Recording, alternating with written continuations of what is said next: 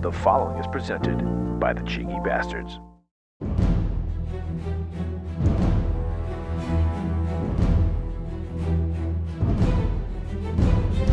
Brace for impact, buckeroos, because your skulls are about to take a gargantuan blast of action-packed jackassery to the fucking ear holes. An audio explosion so mind-numbing extreme protective headwear should be mandatory to listen to this level of inane horseshit. So lock and load, buttercups, and prepare your tiny minds for your monthly assault of grade A action movie mayhem, filled with enough high-octane carnage, insane shootouts, and nose-busting fisticuffs that Michael Bay himself would weep like the little product placement bitch that he is. Now duck and cover, my little cupcakes, because it's time for the Men of Action podcast, a show packed with enough testosterone-filled bravado it could take down a small nation.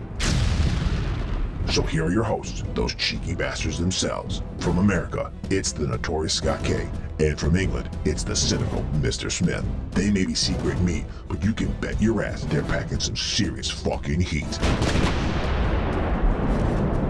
Shit's about to get explosive.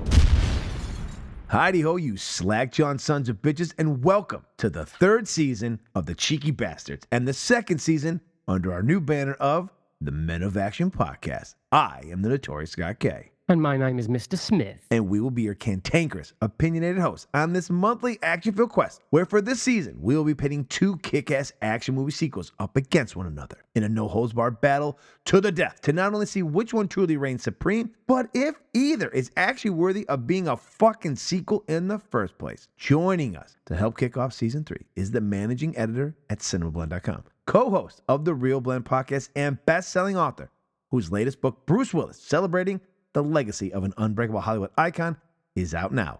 It's Mr. Sean O'Connell. Now on tap for you this month as our first combatants of this season's sequel showdowns. It's from 1989, Lethal Weapon 2, squaring off against 1990's Die Hard 2, Die Harder. But before we pull a stilted house down with a pickup truck and do Tai Chi naked, it is my pleasure to welcome in my curmudgeonly co-host, Mr. Steve Smith.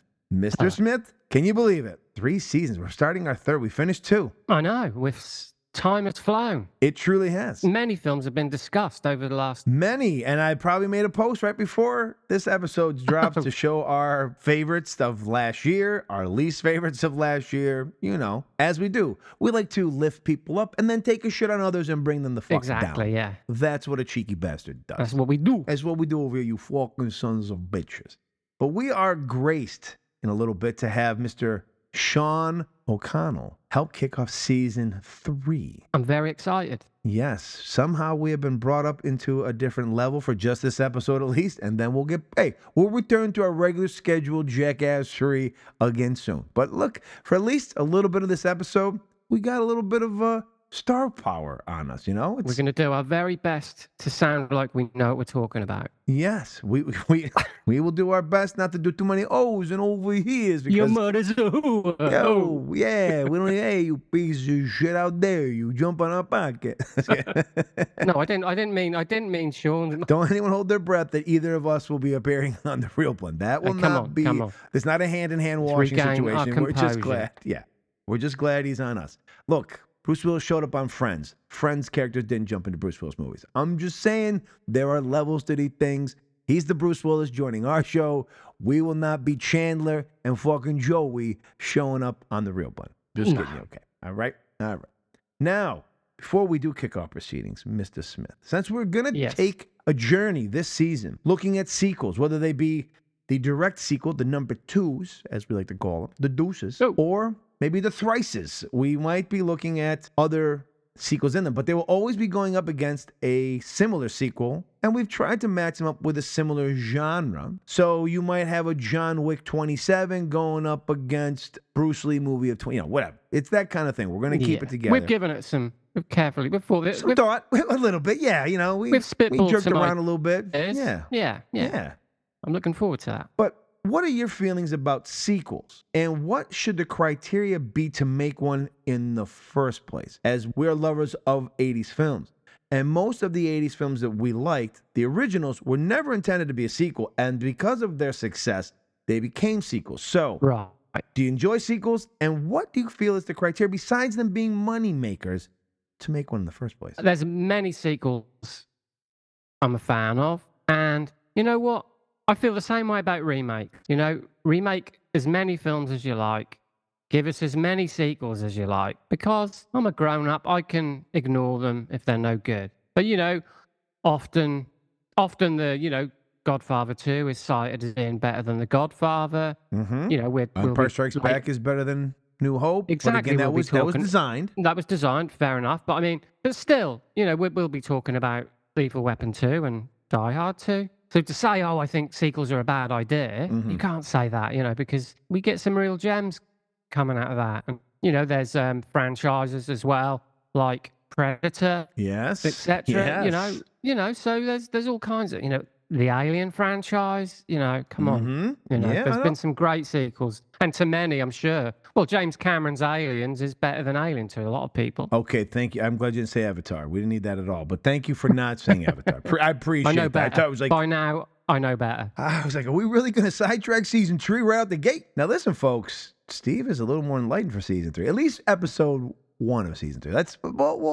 We'll see how we are at the end when we make it through 12 more months if we're still in the same driver's seat. I'm with you. I don't hate sequels, but I think the key to making them, you better put the same kind of loving care and attention into them, or else don't waste our fucking time. As we speak of Die Hard, when you get down the road further, A Day to Die Hard is an absolute pile of dog shit and should never have been made and bastardizes the entire franchise. So don't do that to us. When you said Aliens, I even enjoyed the prequels that they put out, and I'm looking forward to Romulus, which is kind of an offshoot. It's kind of a sequel, but it's not. It's like its own like standalone sequel kind of thing, which I'm appreciative. I believe that takes place between Alien 1 and 2. Is that right? Yeah, and then you've got Predator, Prey. I like what they do there. So if you're going to take these characters, these IPs now, and you're going to give us something great, as we record, Deadpool and Wolverine has just come out. Deadpool has been one of those series so far that has really done nothing but hit home runs with the 3 movies. Its 2 sequels have been great. They keep upping the ante. They know going in that they've got to give fans more and keep it exciting. So if you're going to do that, I'm in it. So if you're going to take Alien and continue to make these like little spin-off, just like Predator, I'm in. As long as you've got the right director, the right story, and it's going to be good, more and more. I think where we get oversaturated and tired is when it's just like, okay, now, and I'm not being mean to Bruce, as we love Bruce, but we're going to drag Bruce Willis back to do a 7th one. He's 102, and you're kind of like, at this point, let the sleeping dog lie. We were good with what we had. Let it go. You don't need to keep, Yeah. Don't do too many where we just kind of go, all right, here we go. But as you've said, just give it some love and care. Give it the love and care you gave the first one is all I really ask. That's my only criteria, really. I don't care about when they say we need to do the same things that the first one did, but just different. I don't really agree with that. You don't need to sort of be so regimented with all that stuff. Just show that you give a shit. Or if you're gonna do it kind of like you're gonna just kind of rehash your first one, maybe do it the way Die Hard 2 did it. We'll get into that a little bit later. There is a blueprint of how to make a movie almost as good as the first by just kind of changing a few elements, and you go boom. Yeah, but like I say, but then Die Hard 3 is not bad either, and they totally changed tack on that. So you don't need. And they did from that moment on. What I'm saying is you don't need to do that. You don't always need to do that. Very good. But I think Die Hard 2 is an exception. But we're going to get into that. Yeah. And before we get into that, it is our customary time. We're going to kick off season 3 over here with some lightness first. We're going to give you our first recommendations of season 3. Coming to you here in September as we kick off fall. Temperatures are dropping a little bit. Hopefully over here in America, football's about to kick off. And, everyone's in a good mood to start the fall. It's time for the Cheeky Bastards monthly movie or show recommendations.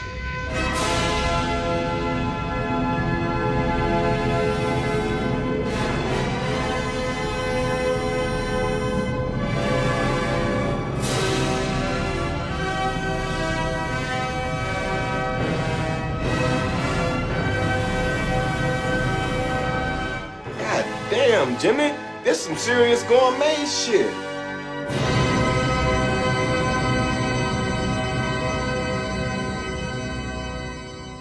Mr. Smith, it is an odd episode. You get the duties always, and the odd episodes will go first. What is your first recommendation for season fucking 3? Okay, well, this is the worst time of year for me for new movies. So, for a couple of reasons. I'm not as much of a fan of the summer blockbustery stuff, and I'm very busy. so I don't really get to go to the cinema as often. So there's a This is double true. thing going on there.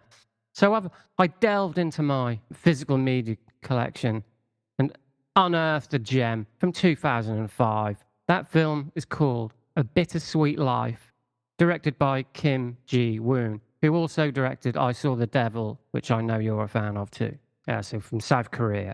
So in this film, Kim Sun-woo is an enforcer and manager of a hotel owned by a cold, calculative, and ruthless crime boss, Kang, who assigns Sun-woo to a simple errand while he is away on a business trip to shadow his young mistress for fears that she may be cheating on him with a younger man. Sun-woo is ordered to kill them both if the affair turns out to be real. Well, it turns out the affair is all too real, and all fucking hell is let loose when he refuses to kill them. Now, though traditionally in movies like this, the hitman falls in love with his intended victim, I don't believe that's what's really going on here. His interactions with his boss's mistress awaken his humanity, forcing him to question his line of work and, in a way, his very existence. Now, towards the end of the film, you're led to think you're going to get an abrupt and unsatisfactory ending. But then Kim Ji-woon says, fuck that shit, and lets the bullets and bodies fly in an adrenaline-fueled action finale. So that's my recommendation. We've gone back to 2005. This is top-notch stuff. This is certified gourmet. Mine is actually from this year and just recently came out. It's from 2024. It is Longlegs. FBI agent Lee Harker is assigned to a chilling case involving a series of seemingly unrelated family murders across Oregon. Each crime scene bears the eerie signature of a cryptic satanic symbol and the chilling moniker Longlegs. As Harker delves deeper into the investigation, she uncovers a disturbing pattern and a connection to the occult that pushes her to the edge of sanity. With her own psychic abilities becoming increasingly apparent, she must race against time to stop the enigmatic killer before he strikes again. Longlegs is a truly exceptional, I don't want to say horror film, but a suspense film. I think part of the problem that people are having is they're going in expecting a horror film. This is a suspense film. And so we need to temper our expectations, and don't be upset that a movie doesn't meet them, because you're the asshole who brought the expectations with them, not the movie. Now, it leaves a lasting impression, with the film blending psychological horror with elements of the supernatural, creating a tense and unsettling atmosphere. Micah Monroe is spectacular as a haunted FBI agent with psychic abilities who wanders through this film like a tortured specter, just begging to be released. Meanwhile, Nicolas fucking Cage delivers a powerhouse performance as the enigmatic talented character, showcasing his remarkable range and intensity. Every frame of his performance is a stroke of genius, a true masterpiece of madness that will be studied and revered for generations. The film's atmosphere is thick with dread, and the suspense is palpable. With its masterful direction from Oz Perkins and haunting cinematography, Longlegs is a cinematic achievement that will keep you on the edge of your seat. The atmosphere is oppressive, and the film's slow burn effectively builds tension. While some might find the pacing deliberate to a fault, it ultimately pays off in a satisfying, chilling climax. This is certified gourmet. Give yourselves a look at A Bittersweet Life, and then also Longlegs. And now, as we do here every month, we do a PSA for you. We gleefully drop our pants and take a shit on something that offended our eyeballs, and we here at the Cheeky Bastards Men of Action do not want your peepers to be assaulted like ours were. This is some serious horse shit. Horse shit. Horse shit. Horse shit. And this is horse shit. Horse shit. Ah, horse shit.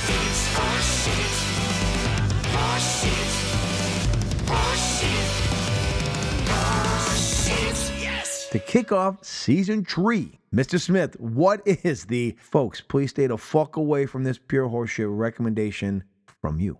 Okay, from 2024, The First Omen, directed by Arkasha Stevenson. Now, here we go with this one. This is a odd one. I do remember you mentioning this about a month or two ago, that you might be circling back around to this. Right, so an American nun is sent to Rome to begin a life of service to the church. She encounters a darkness that causes her to question her own faith and uncovers a terrifying conspiracy that hopes to bring about the birth of evil incarnate.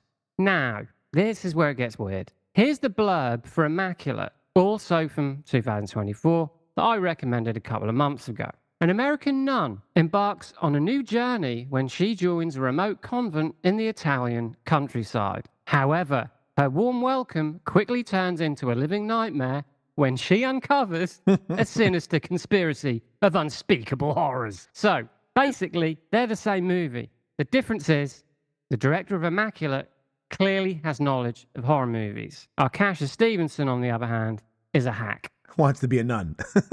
Now, although it's a prequel to The Omen, which was masterfully directed by Richard Donner, who we'll discuss later in the episode, it lacks all of the eeriness, set pieces, and shocks that made the original such a classic. Now, granted, The Omen has a pretty hokey premise, and yet the combination of great writing and a confident and qualified director were able to attract some top-class acting talent. Also, Arkasha Stevenson also ends the movie by telling the audience that they're all complete idiots. So this is all obviously about Damien, the birth of Damien, the demon child. Now, this for first things first. No, we never wanted to know where Damien came from. It was just, we never asked these questions. But you want us to know, and you've made a film that's dull as dishwater. It's got a couple of groovy sort of nasty set pieces, granted. But at the very end, when the child is adopted, or given, to, I guess, the Gregory Peck character from the original Omen, the priest says, it's pretty much the final moment of the film. It's almost like he looks at the camera and says, oh, and by the way, they've named the child. They've called him Damien. And that's like, yeah, we know that. We're not fucking stupid. Would have been better if he changed the name. So it's sort of like, yeah, we know all this. The Omen is like a fucking 60-year-old movie at this point. We know, and you think we don't. So this is just a far lesser film than Immaculate, which is not the same, but pretty much is the same. It's kind of uncanny how similar they are, actually, considering they both came out the same year. I mean, we know how long films can take to get made after a script is written. Yeah. So for these two films to be so similar is quite bizarre. Or the guy who did Immaculate pitched it first. They said, nah, we like the other one. He's like, all right. He's like, hey, I got the first Omen for you. Like, well, we don't like yours. He's like, Immaculate. Well, either way it happened, the guy who made Immaculate, he's clearly a better filmmaker, with a better knowledge of horror movies in general. I guess if you're a horror fan, you're going to watch First Omen, and maybe I'm late to the party, maybe you've seen it already. And The Omen is one of those things as well where only the original has been any good anyway, really. I mean, Omen 2's got its moments. Don't bother with the first Omen. Watch Immaculate, which I'm sure everyone assumes is a rip-off of the first Omen. But who cares? I want to watch the better film. And Immaculate is that better film. This is certified horseshit. Well, like you did in the first, I'm taking us on a little trip backwards in time on a movie to stay the fuck away from. And if you haven't seen it in 26 years, don't waste your time. It comes from us from 1998. Wow. The movie is Thursday. This wannabe Pulp Fiction is absolute horseshit. From its absurd and laughable plot to the equally absurd dialogue and head-scratching casting choices that are some of the cringiest performances of Aaron Eckhart and Thomas Jane's careers. Writer, director, and horseshit artist extraordinaire Skip this motherfucker's movie and bury him in the woods is the unfortunate toxic byproduct of Tarantino's cinema of cool. Woods is a man who truly epitomizes flash over substance, and that imitation isn't always flattery. And in the case of him, this steaming pile of shit is fucking flatulence. The only redeeming quality of this corn-filled turd nugget is that it serves as further proof to Tarantino's brilliance as a writer-director, while also debunking his mouth-breathing, sheep-humping haters' claims that all he does is copy and paste. Because this fecal sandwich proves copy and pasting isn't as easy as those nut garglers believe it to be. Thankfully, this talentless hack Skip Leg Day Woods wasn't allowed to direct another fucking film. However, he was unfortunately allowed to write more, which, as you guessed it, he butt-fucked as well. Namely, the 2 Hitman films, X-Men Origins Wolverine, The A-Team, and A Good Day to Die Hard. So do yourself a favor and stay the fuck away from this pile of horseshit as well as nearly everything else Skip Woods has fucking had his limp-wristed dick beaters involved in. This is certified horseshit.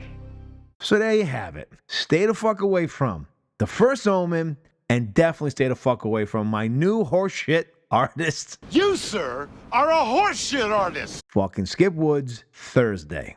It is now my pleasure to welcome into the podcast managing editor for cinemablend.com, co-host of the amazing Real Blend podcast, and best-selling author, Mr. Sean O'Connell. Welcome, Mr. O'Connell, and thank you for agreeing to lower yourself down to our cheeky level. Not at all. And especially for this topic, I want a piece of this discussion in a big way. As soon as you guys said we're discussing two of what I think are the greatest sequels of all time, and trying to figure out which of them is best, I figured I had to be part of this. Oof. Yes, and Yes. it was, I didn't realize how daunting it was going to be. It was kind of how we wanted to kick off season 3, season 2 under this new banner that we do, and it was fucking fun. And as we record, we're recording in July, only days to weeks away from the 35th anniversary of the release of Lethal Weapon 2 and the 34th anniversary of the release of Die Hard 2, which hurts to say because where did that time go? Like, time has really gotten by us. Now, you come to us from obviously one of the great, and I mean this wholeheartedly, great film review podcasts and interview podcasts in the Real Blend. It is what a lot of people who do this, especially in the film world, aspire to get to. Like, I don't mean that in some kind of like ass kissing way because you're on the show, but it really is truly the way we both feel, is that it's one of those podcasts you listen to and you go, these guys know what the fuck they're doing. And you kind of try to look and listen and be like, okay, if I ever have so-and-so ever comes to the podcast, got to look at and listen to what these guys do, because you guys come up with amazing questions. Who are some of the people besides Quentin Tarantino, because I know people are tired of hearing me say his fucking name, who are some of the great directors and actors you guys have had the ability to be on your show? So Tom Hanks came on multiple times, which is ridiculous to me. We got him initially for Elvis as part of the press junket. A group of us got to go to Graceland. They did a press event there. And we pitched, oddly enough, we pitched Baz Luhrmann, and they were like, oh yeah, Baz passed, but Tom Hanks is willing to do it. And we're like, okay, that works. And we did 20 minutes with him, very similar to the way it went with Quentin. It was like, we did 20 minutes. He had such a good time because we didn't ask him the normal questions. You know, we asked legit questions about craft and, you know, and sort of picked over his filmography, but not the normal type of things. Like we discussed That Thing You Do in Philadelphia, and he told amazing behind the scenes stories. And Jake Hamilton, one of my co-hosts, is an enormous fan of Road to Perdition, and so just to be able to sit down and talk to Tom Hanks about that, and working with Paul Newman, and you know, just the incredible team behind that film, that he said he wanted to come back on. And then he came back around with oh God, what was the name of that movie that he made at the end of last year? Is that the one where he's like the gentleman in the cul-de-sac? He's got like a cat. Yeah, It's like a foreign family. I can't think of the what's name. the name I of know that what you movie? mean. It's a remake of a German film.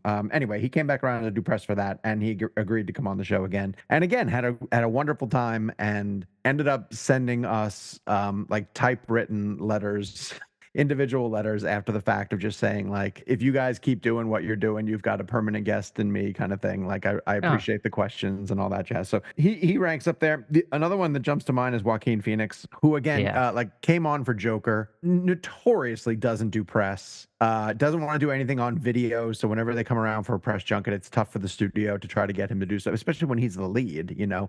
So he'll do a very limited press day, but then he agreed to do our podcast, and then had a really good time talking to us on Joker. It's a running joke. He was leaving the room after doing 30 minutes with us, and he turned around and he goes, "This was, dare I say, fun?" Like he was like he was like stunned. And so Boy, when You broke Napoleon came around, when Napoleon came around, he was like, I'm only going to do, he essentially just did us. Like we were the one That's podcast awesome. that he agreed to do, and then had such a good time with us that he was like, all right, I'll do one other. But like no one else had been told they were gonna get him. So the studio ran into the hospitality suite.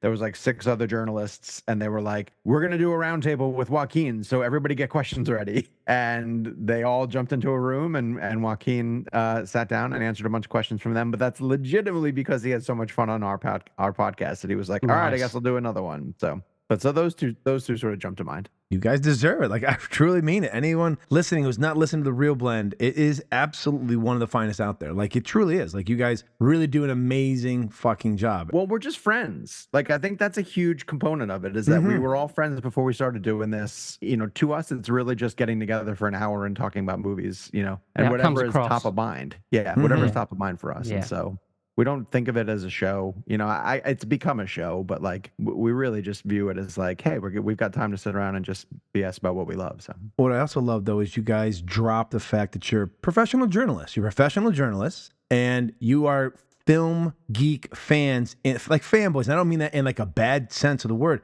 It comes across as if you're just as big a fan of them and almost as in awe of them being there as any one of us would be if, you know, any of these people said, yeah, we're going to sit down and talk to you. You know, because like the days that we all were growing up, you had the entertainment TV shows and you had the big names, like there were Siskel's and the Eberts or the Entertainment Tonight shows that would bring people on. And so that was part of the junket. So you felt like if you weren't a popular or famous entertainment journalist that everyone saw every, you know, weekday or weeknight, you were never going to run into a Quentin Tarantino or a Tom Hanks or a Mel Gibson or a Bruce Willis. It was never going to happen. Sure. But now that the you know, the way the world's changed with podcasting and streaming stuff, it's actually become viable for people to actually make it happen. And you guys still have that. It comes across as this love to be in the room with these people and almost have that like, holy shit, like pinch me moment. Are we really talking to Tom Hanks right now? Like, Yeah, it's like the hierarchy's been removed almost. very much so. Yeah, so it's now a distinct possibility that these things can happen, and that's really exciting.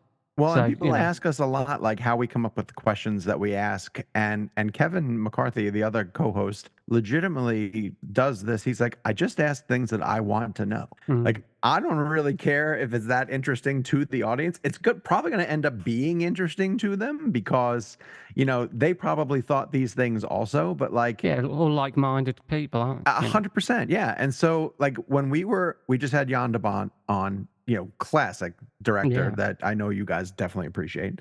And Kevin was like, "Can we just talk about the cow scene in Twisters?" yes. And Jan's like, he told us this whole story about. He's like, while we were doing all of our research, I saw a photograph like of a post, you know, tornado impact, and there was a cow in a tree, you know, that had been lifted from wherever and dropped into a tree. And he was like, "Can we do that?" Like, and so then his visual effects team was just like, "Oh yeah, we can definitely have a cow going through this thing." And it becomes this legendary scene, you know, that everybody remembers from Twister. And so he's just asking Jan, like, where did that come from? How did that, like, that's such a cool thing and such a lasting effect. And Jan's like, "Oh my God, I thought it was just such a funny moment kind of thing. And we had to include it." So like you said, if you just ask questions that you think you're interested in and you want to know the answer to, there's a chance that most people listening want to know it too. Can't remember if it's Liam or Noel Gallagher. I know my English listeners will probably be all over me from Oasis, but they had an interview with him and he once said that people don't know what they want. He said, people are stupid. You just give them something and they'll take it. He says, people weren't asking for Jimi Hendrix.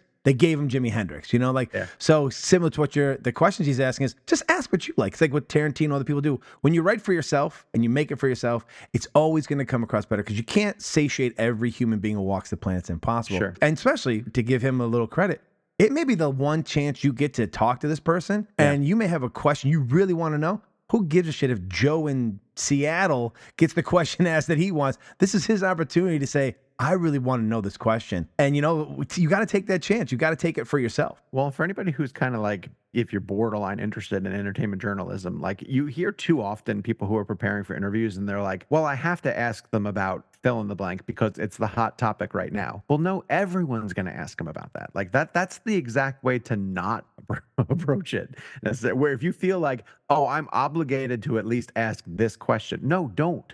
Like that's the one you don't ask kind of thing. And then throw that out and start from where you want to talk about. And hopefully it goes in the right direction. And also like we are very prepared to miss. Like I think we almost assume that each question is gonna miss, you know? So where if you ask something and like what if we asked Jan de Bont about the cow and he was just like, oh, I barely even remember the cow. Then we'd be like, oh, cool, never mind. And then we move on to the next one. But more often than not, it generates a really interesting story. You know, like I forget which Tom Hanks question it was, but it warranted this incredibly long answer about Sally Field and shooting the flying nun. And he ended up touching on like Forrest Gump and Saving Private Ryan. And it was a question that stemmed from the most weird place, but then they took it in a different direction. And so you always have to be prepared to just be nimble and move with the person. So, Well, another reason we have you on is because one of the movies we're talking about today stars a gentleman that myself and Steve do a podcast called Dropping a Bruce on every month that you will be on, thankfully, on our 20th episode as we hit the halfway point of that. But we're also doing Die Hard 2, and you have recently released a book about Bruce Willis. Yes. Feel free to give as much information on the book, which by the time this comes out, it will be out in England as well. Because as we record, it's not out there yet, but when this debuts, it will be. I think it's out on the 11th of August in the UK. I believe that's right. Yeah, and I was hoping I'd be able to get it beforehand, but... So the book is about Bruce Willis, but it's specifically about his filmography. Definitely inspired by him announcing his retirement. I was kind of circling him as a subject anyway. Like I wanted to write something about him and his work. And when he announced his retirement, I was really struck by it. Like this is an actor who I've loved from the earliest days, from Moonlighting, from Die Hard, and then followed his career, charted his career. And it's impossible not to. I mean, the number of movies that he's been involved in, they're seminal films for people our age who grew up. There's always a Bruce Willis movie out there. But as I looked over his filmography and I thought about it from a critical perspective and how to approach it, I was really blown away by the number of different genres he played around in, different directors that he went out of his way to work with. It's very similar to what we are talking about right now. Like, took big swings because he wanted to, hit more often than not, but had plenty of misses. And I'm not even getting into what is the highlight of your guys' chosen podcast, which is the last 3 years of his career. I even just mean through over the course, like in his prime, he would go from Die Hard with a Vengeance, the riding the high of that, to things like Striking Distance and Mortal Thoughts and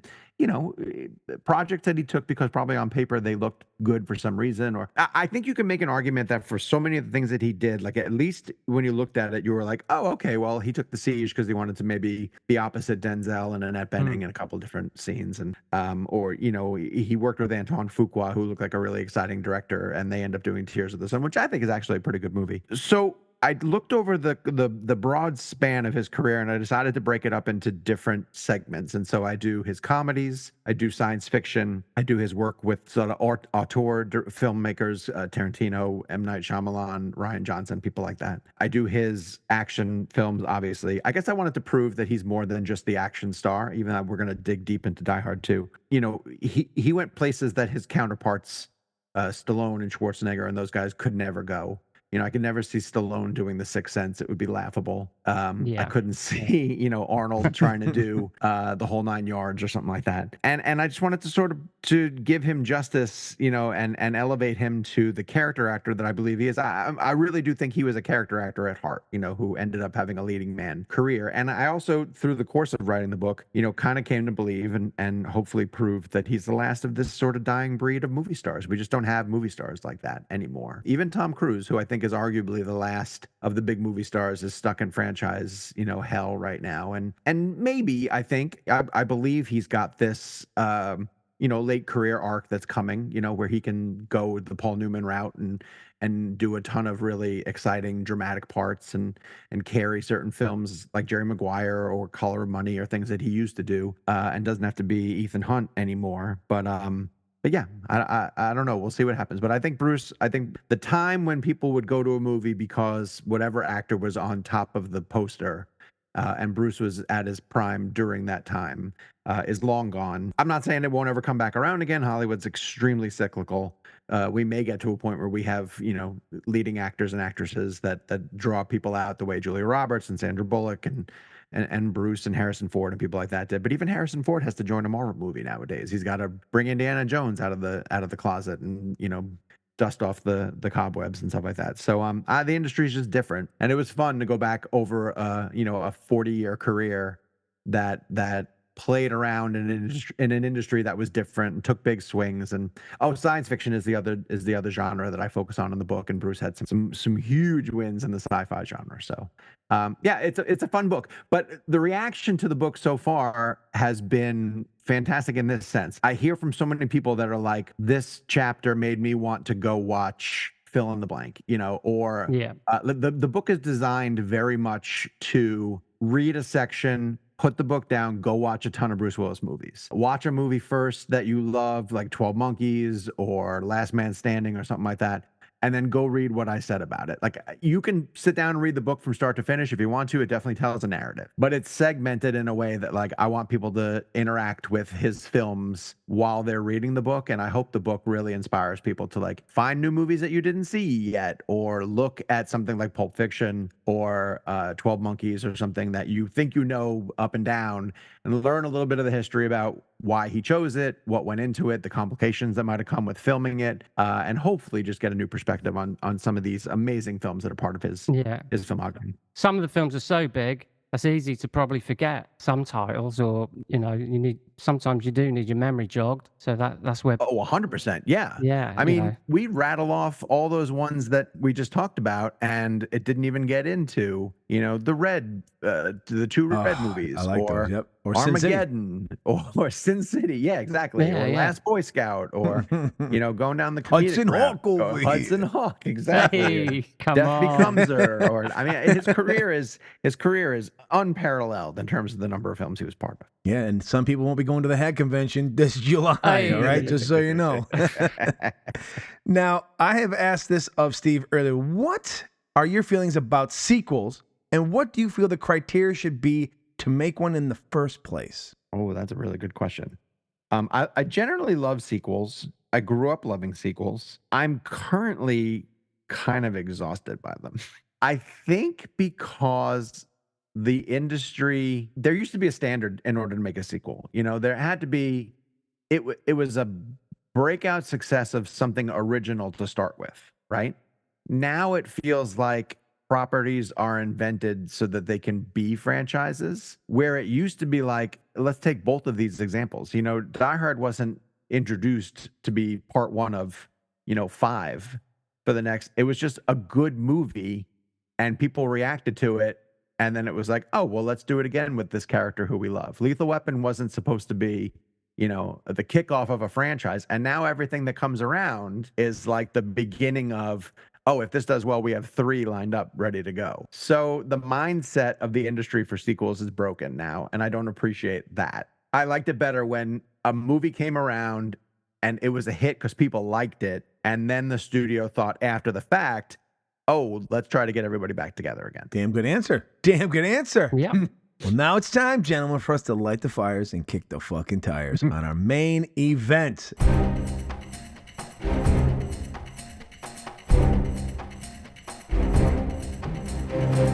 And now the moment you've all been waiting for, our Action Sequel Showdown main event. In the red corner is the 1989 buddy cop action comedy Lethal Weapon 2.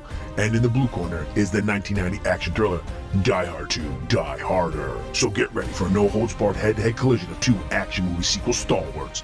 2 movies enter, only 1 movie leaves. It's time for the Men of Action movie Face Off. Let's get ready to rumble!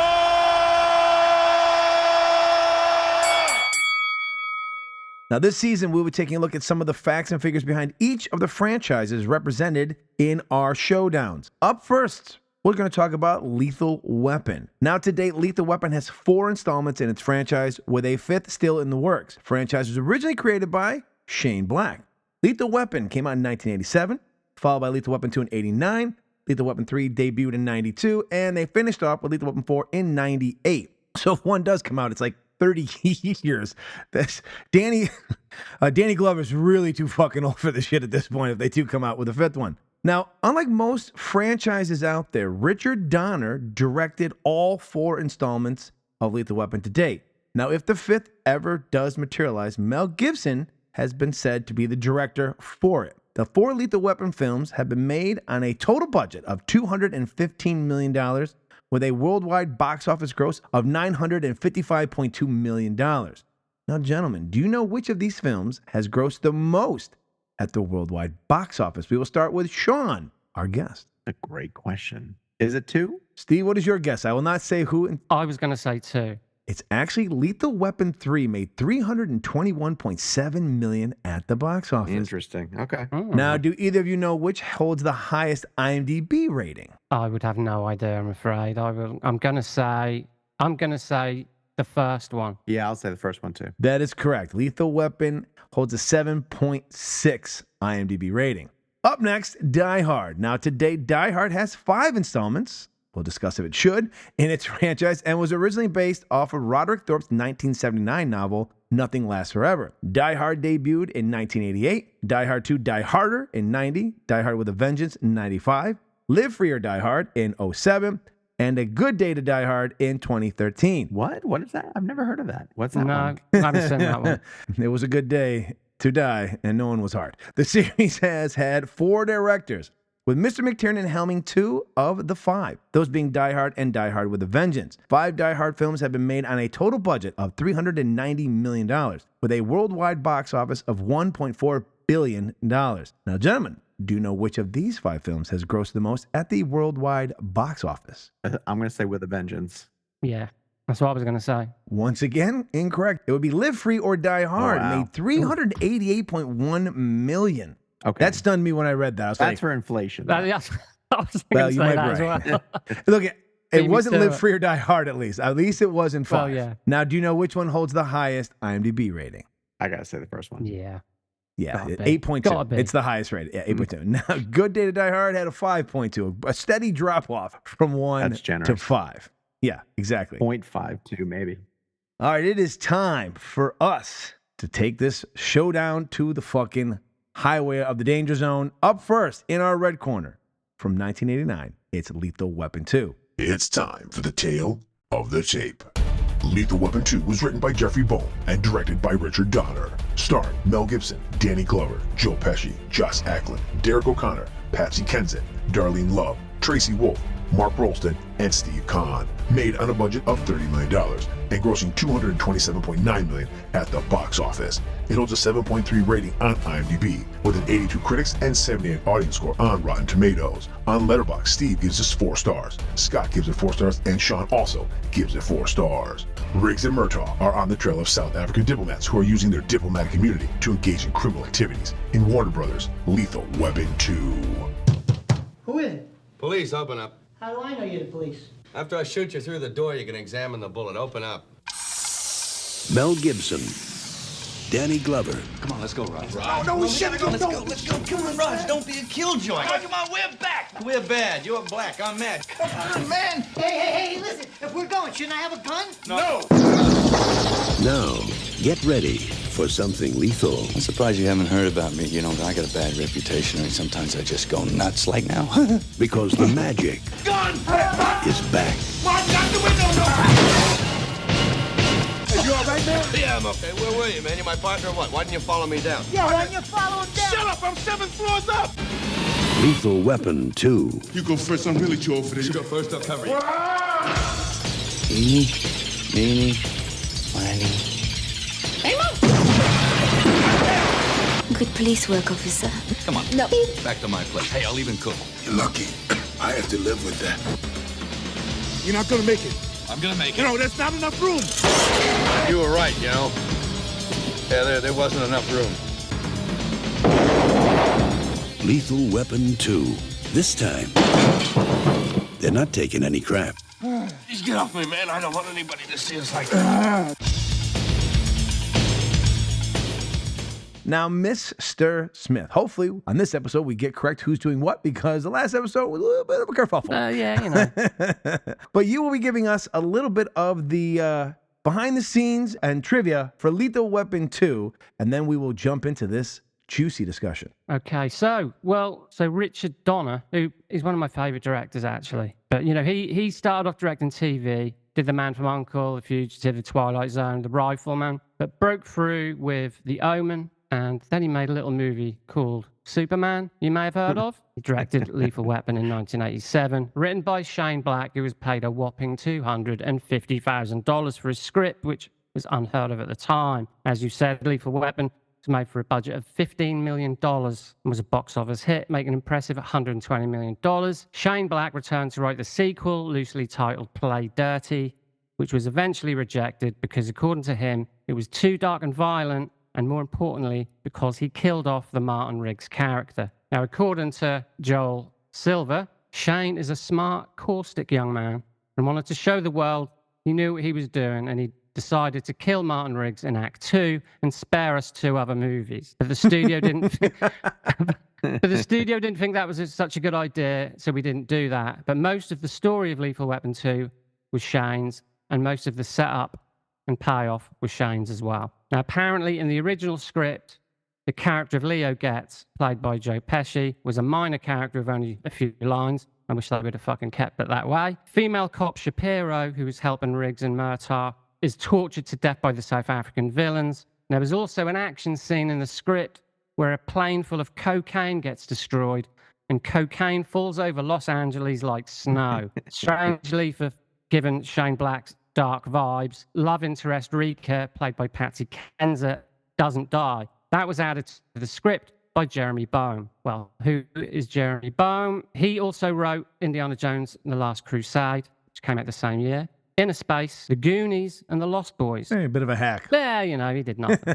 According to Boehm, he had to rewrite the script even while Richard Donner was shooting the film because of Donner's fondness for improvisation. This is seconded by Mel Gibson, who said he loved working with actors and he allowed you freedom to explore all kinds of areas. He'd always let you try something new because even he didn't know sometimes. He was just an extremely charming, talented, great fucking guy, and I loved him. Now, speaking of Mel Gibson, or Mad Mel, during production, Richard Donner was shocked when Mel Gibson confided that he was drinking 5 pints of beer for breakfast. Despite his alcohol problems, Gibson was known for his professionalism and punctuality. So there you go. It's nice to know having an alcohol problem didn't affect Mel's career. That would have been catastrophic. Not at all. No, everything's fine. Now, the bomb in the toilet sequence, we'll get to some trivia and bits and bobs here. The bomb in the toilet sequence was used in the early teaser trailer for the movie. And the trailer ended with the toilet landing on Murtaugh's car and the voiceover announcer saying, "They're not taking any more crap." 1980s, baby. Hey, Brilliant. The good old days, the golden era. Grand Lee Bush and Mary Allen Trainer, who we all remember from Die Hard, both have small roles in Lethal Weapon 2. Speaking of Die Hard, in the scene where Riggs, Getz, and the South African assassin fall into the swimming pool, when the South African killer makes his escape, the Nakatomi Plaza from Die Hard can be seen in the background. There may be a further tie-in when I talk about Die Hard 2 a little maybe. bit. Though Joe Pesci eventually signed on to play federal witness Leo Getz, the role was originally intended for Joe Pantoliano. Joe Pantoliano? You guys pronounce every letter in aluminum. Yo, we fucking pants over here. Christ. Joe Pantoliano.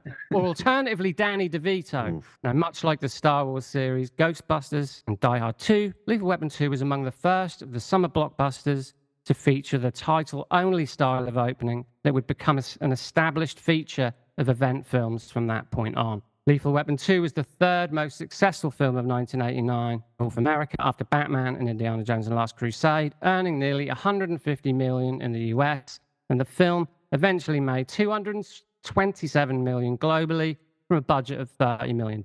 So finally, the New York Times stated, though it includes a smashed car full of Krugerrands, a hillside house blown off its stilts, and a bomb set under a toilet, the point of Lethal Weapon 2 is that Mel Gibson and Danny Glover get to race around in all that chaos, acting crazy. Before it skids out of control in the final sequence, the film is so careful to preserve its successful comic book action formula that it follows the most basic law of sequels. If you like Lethal Weapon, you like Lethal Weapon 2. It's almost as simple as that. And Michael Wilmington, the Los Angeles Times, stated that though it's nice to have a big audience action movie attacking apartheid and the slaughter of sea mammals, instead of acting as an enlistment poster for the Army Air Corps, local vigilante groups, or the reopening of the Vietnam War, the sentiments don't really transcend the car crashes. You big buzzkill, you, Michael Wilmington. But that's all I've got on Lethal Weapon 2. Well done, sir. Well done indeed. Mr.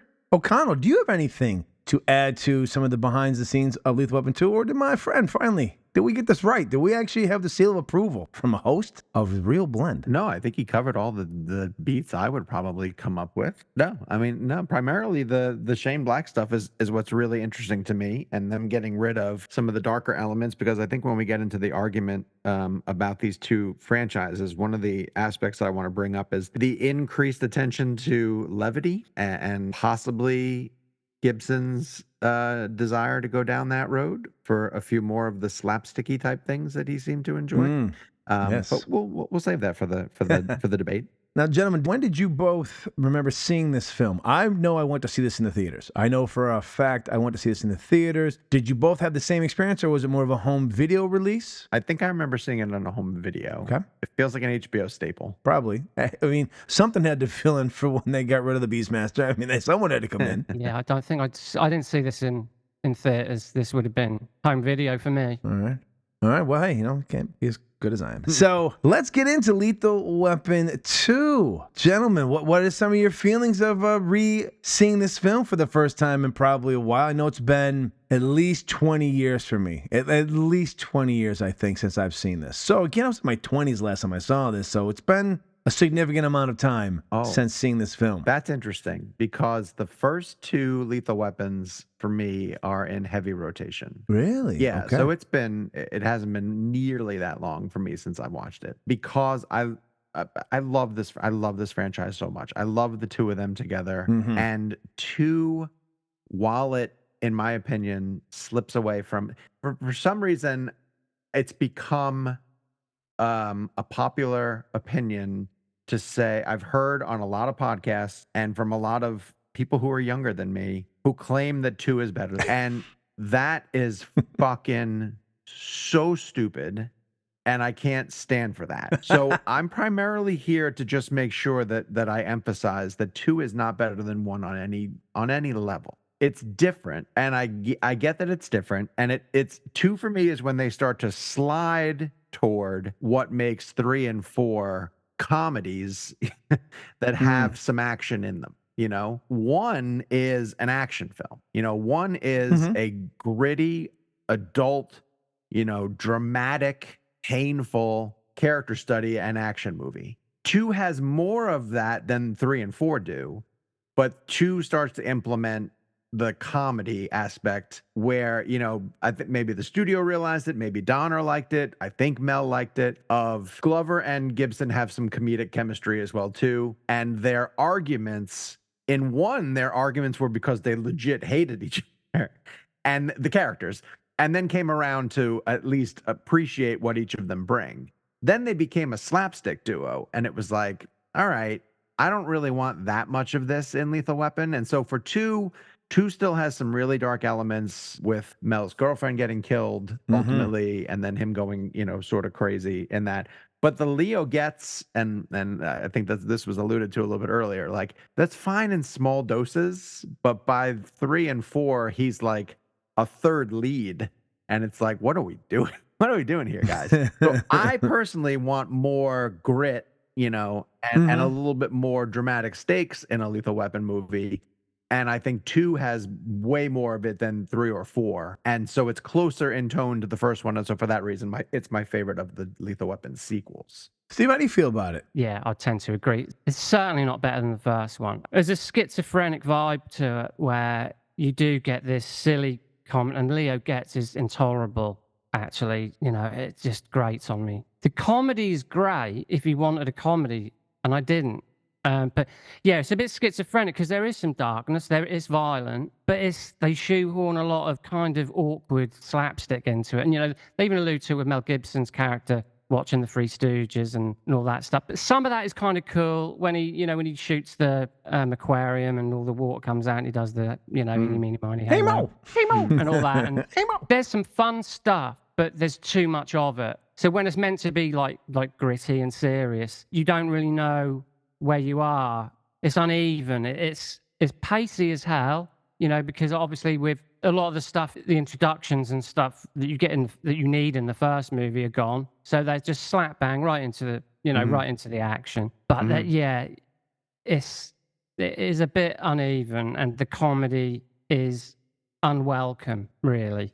Because there is humor in the first film too. Yes. But it's not rammed down your throat, and it's not so obvious, Right. It's not long before, like you say, when you get to part 3 and 4, that, they might as well be slipping on bananas. Anvils might as well be falling on their heads, It's Wait till 5. Yeah, it's suddenly like Looney Tunes. Yeah, and I guess you've got to take into consideration the international market where the certification for films is that they can suddenly make Lethal Weapon 3 and 4 in the UK anyway. They can make a certificate 15. instead of certificate 18. So then you get bigger box offers, but that's in detriment to, to the film itself. So, you're sacrificing the grittiness and the violence for comedy and one-liners, and you're removing, the grittiness, You're sacrificing. See, I find this really interesting with sequels in general because it's a fine line between, are they forgetting what made the characters in the first place, or are they trying to show an evolution of the character? And let's use Riggs as an example. Like, Riggs is supposed to be dangerous. He's supposed to be someone who has lost the will to live, and is unpredictable for that reason. And there's some of that, a good amount of it in 2, like where he isn't afraid to put himself in dangerous situations because he doesn't have the will to live. However, there's a point at the end of 1 where he realizes that, like, this love and appreciation that he's getting from Murtaugh might be the lifeline that he's kind of been looking for. So I get that, like, is he healing? And as he's healing, is he gravitating more towards being this comedic person? So I don't know. I don't know the answer to that, because I think the franchise has to leave some room for Riggs to grow and change a bit. But is he growing and changing into something that I want to continue to watch? Well, that's what I read this film as being, because, again, he's suicidal in 1. Sure. As an audience, do we want to see him suicidal to 2, 3, and 4? Yeah. At some point, this is not an attack on suicide or depression, but at some point, how long do you want to watch someone be depressed for in a film before you start going, all right, I don't want to spend my money watching this guy constantly be depressed? Because like you said, at the end, what makes them become a united front is that the 2 gentlemen see a camaraderie in each other, which is why when there's that little bit of emotional moment when he's going to pull him off the toilet, Riggs lives there. His laundry is done by Murtaugh's wife. I mean, he is basically a son. I mean, they literally, Murtaugh's wife treats him as if he's an older son. Like, he's there for the whole condom commercial. So there has to be some levity, because I don't think people go to a sequel with it being the same character. Like, we'll talk about in Die Hard 2. Similar situations happen, but even John McClane has to change a bit, because we can't continue, obviously what that franchise does later is, John McClane's a Terminator, and he just doesn't even show up for the movie. But I think you do have to have an evolution. Now, I didn't hate Leo Getz, but I do know that once we get past 2, it's the 3 of them. I liked a little bit of the humor. They have to have someone to now pick on to keep the dynamic that they had from 1 kind of moving along. Now we've got 2 guys on the same page, and now who's the guy they're going to kick in the ass? It's Leo Getz. I thought Pesci's decent in it. I understand what Steve's saying. You're going to an action movie, but there is some comedic elements that we even get in Die Hard. Like we get to Die Hard 2. We'll talk about it then, but there's a lot of freewheeling, stay off script, add your own one-liners in kind of thing that's going on in that movie as well. So comedy's starting to slide into the action films at this time. We're starting to get into more of a comedic vibe with the action movies. Yeah, watching this again, I did read something that they were a bit on the fence with killing Riggs off, and at the end you can actually tell when they're at the dock and they've killed everyone. Yes, and they are lethal weapons. I mean, that is in the title. And Riggs is lying there. You can tell there is a point where they could have cut away and you'd think he was dead. They did play that for audiences, both versions, and obviously everyone preferred that Mel Gibson's character lived. I saw these I saw them very recently, obviously, but the Lethal Weapons I did see quite recently, all of them again, because I'm a massive fan of the genre, of the buddy cop movie, and that does that strange thing where you watch Lethal Weapon, you love it. There's nostalgia there too. You watch Lethal Weapon 2, and I did find myself genuinely thinking, is this better? This might even be better than the first one. I think it is, but that's just me. But then things go awry. There are moments in the film where I'm like, this is awesome. This is cracking me up. This is awesome. And then, like I said about how uneven it is with the Leo Getz character and the camaraderie between Riggs and Murtaugh, just kind of, well, now they're just pals. They haven't got the yin and yang thing going. They're the same. They get each other. You've lost that. And I don't think Leo Getz is enough. No, I agree. Of a replacement for it. And then by the end of Lethal Weapon 2, I'm like, no, that is pretty great, but I just didn't think it was better. But I'm a massive fan of the buddy cop genre, and I think the Lethal Weapons are still, although the third and the fourth are shaky, they're still pretty good. Oh, yeah. There's not a bad movie in the bunch. No, and you get Jet Li further along the lines, and you do get some good stuff in them. But by 3 and 4, you're watching something different. You're watching something different. That's all it is. Yeah, the franchise changes. Well, I also think you're getting characters that are aging, right? Like, like Danny Glover's in his 40s when he made that movie or whatever it was. Yeah. So they're starting to age in the 90s. Now, I can't, like I said, they're thinking about doing the 5th. I don't know what they're going to be. Well, I'm hoping Mel Gibson Are they gets to retired say- security guards? Well, I'm I don't hoping Mel know. Gibson gets to say I'm getting too old for this shit in the 5th one. This is probably why it hasn't ever happened. Like, they've been talking about this, and I know every now and again you'll see Mel say something. Oh, it's moving forward. I think he's. But I don't hopeful know more that. than anything. Well, he better make it soon because the people who would go to see it are starting to age out of it too. Like, I'm just being honest. Like, I really did like number 2. I like the sinisterness of the villains. I forgot that they killed the girlfriend off. I thought that was okay. That is taking it very cool to where moment. some of the action movies that we watch have not gone there. So at least they kept some sinister elements. I know Shane didn't have her killed off in his, but at least they took some guide from him and killed her off. And that's when we get Riggs to now get into Berserker Riggs. And Berserker Riggs is the best form of Riggs. Sure. You know what I mean? He's just like, if they had made the X-Men movies way, way back in the 80s, Mel Gibson's playing Wolverine. That's just hands down what's going to happen because he plays Wolverine in this. He really is Wolverine in this point. He just loses his shit. And I like him when he gets to that and he pulls the fucking stilts down. And there's just so much about this that I liked more than Lethal Weapon. I'm not saying Lethal Weapon's a terrible movie, but for me, the action beats a little bit better. I like them two working together.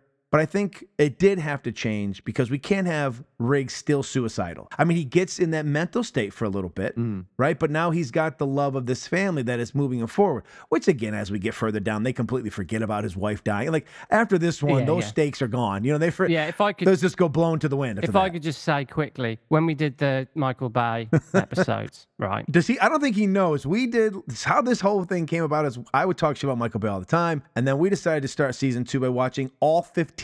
And for 3 episodes in a row, we did the top 5, the middle 5, and the worst 5. We were tough. Riggs and Mertz all through But a lot of that. the reason I bring it up is because I think with Lethal Weapon 1 and 2 is the same way I felt about Bad Boys 1 and 2. Bad Boys 2 may be bigger, but I don't think it's better. First one's better.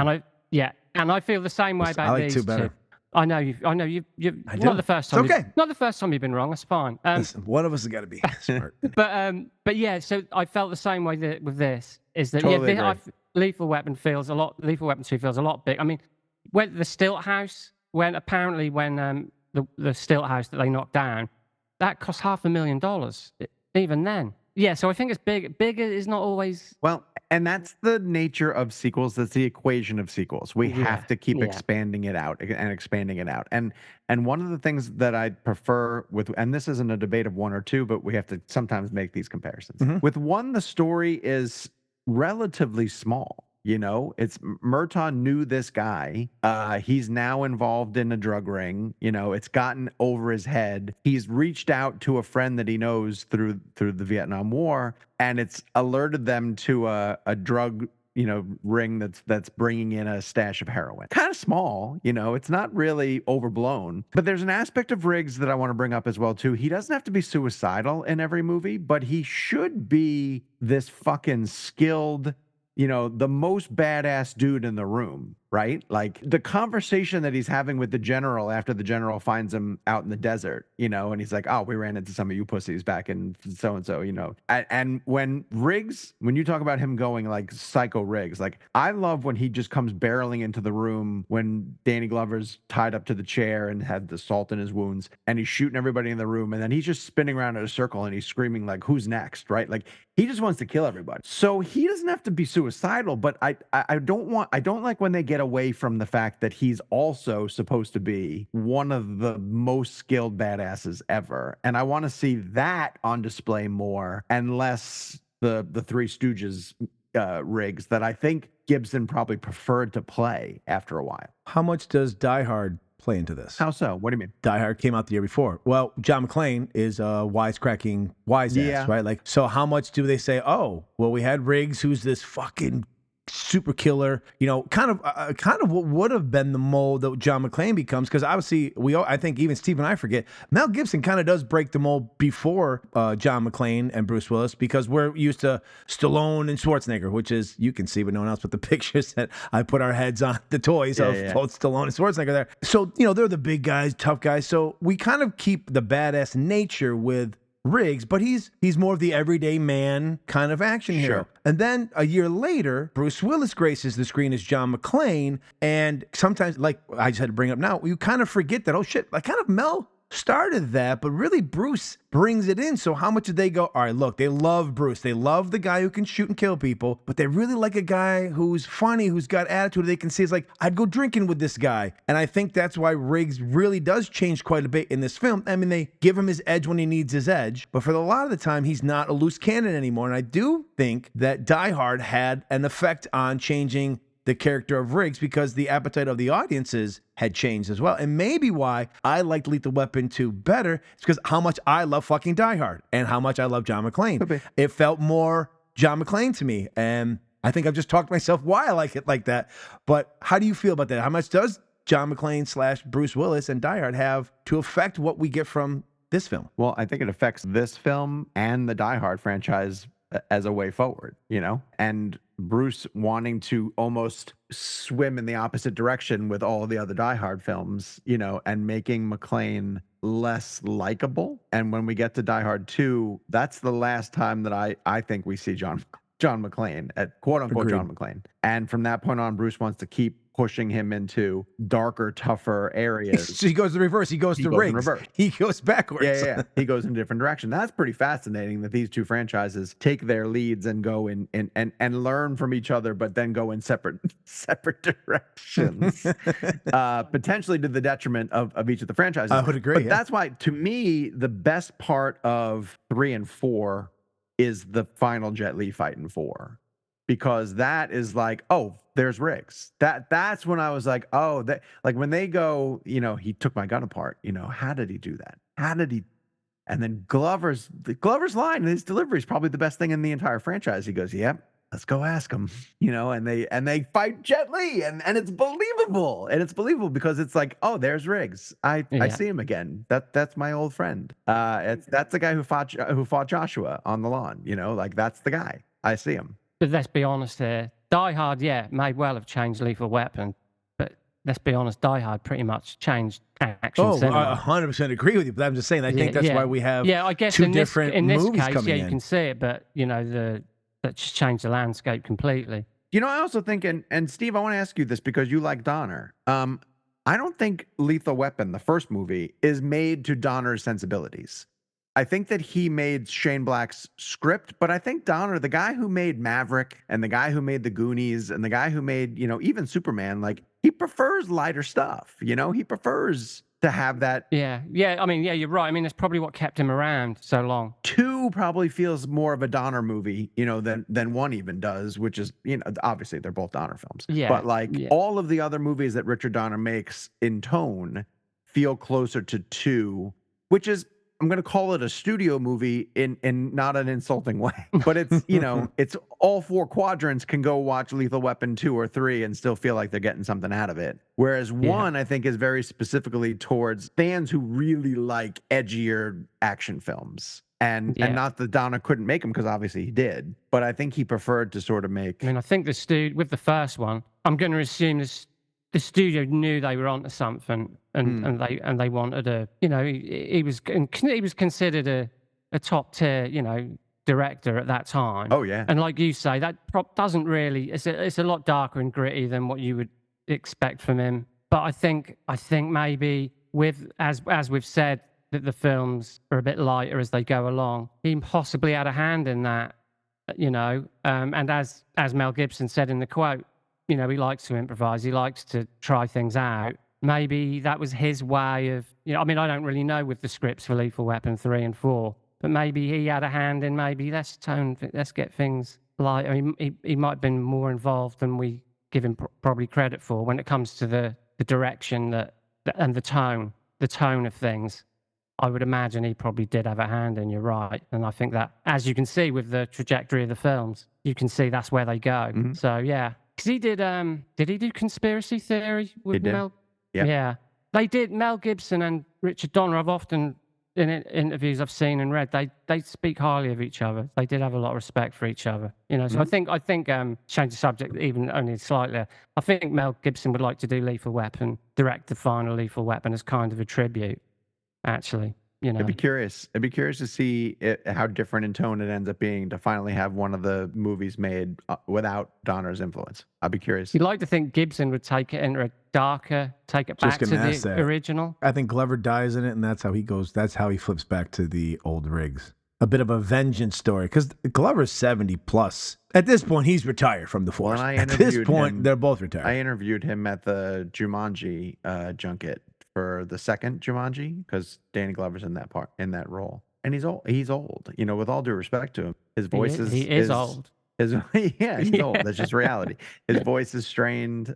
He couldn't really hear, you know, the questions we were asking him. He's noticeably older, and so I'm not buying him in an action movie. I'm just not. I'm sorry. He's 77 currently as of today. Yeah, I mean, Actually, his birthday, he turned 78 at the end of July. It's a in fucking couple I mean, I weeks. will say But- in Lethal Weapon 2, fortunately, I think as well, it's not just the Mel Gibson show, is it? You know, Danny Glover's character does get to kick some ass a bit. Oh yeah. Because you do sort of think at times it's getting a little bit like he's in the background, but you know you do buy him as someone who can kick ass. But now Yeah, no, it's going to be a hard sell, isn't it? It's, no, that shouldn't be the case. I can't see what's going to happen with if a new one materializes. Oh, I'm willing to bet a substantial amount of money that this fifth one does not ever happen. Doesn't happen. No, I don't think. I don't think Mel's got well. They announced in 2020 it was going to, but maybe 2020 and COVID have put the kibosh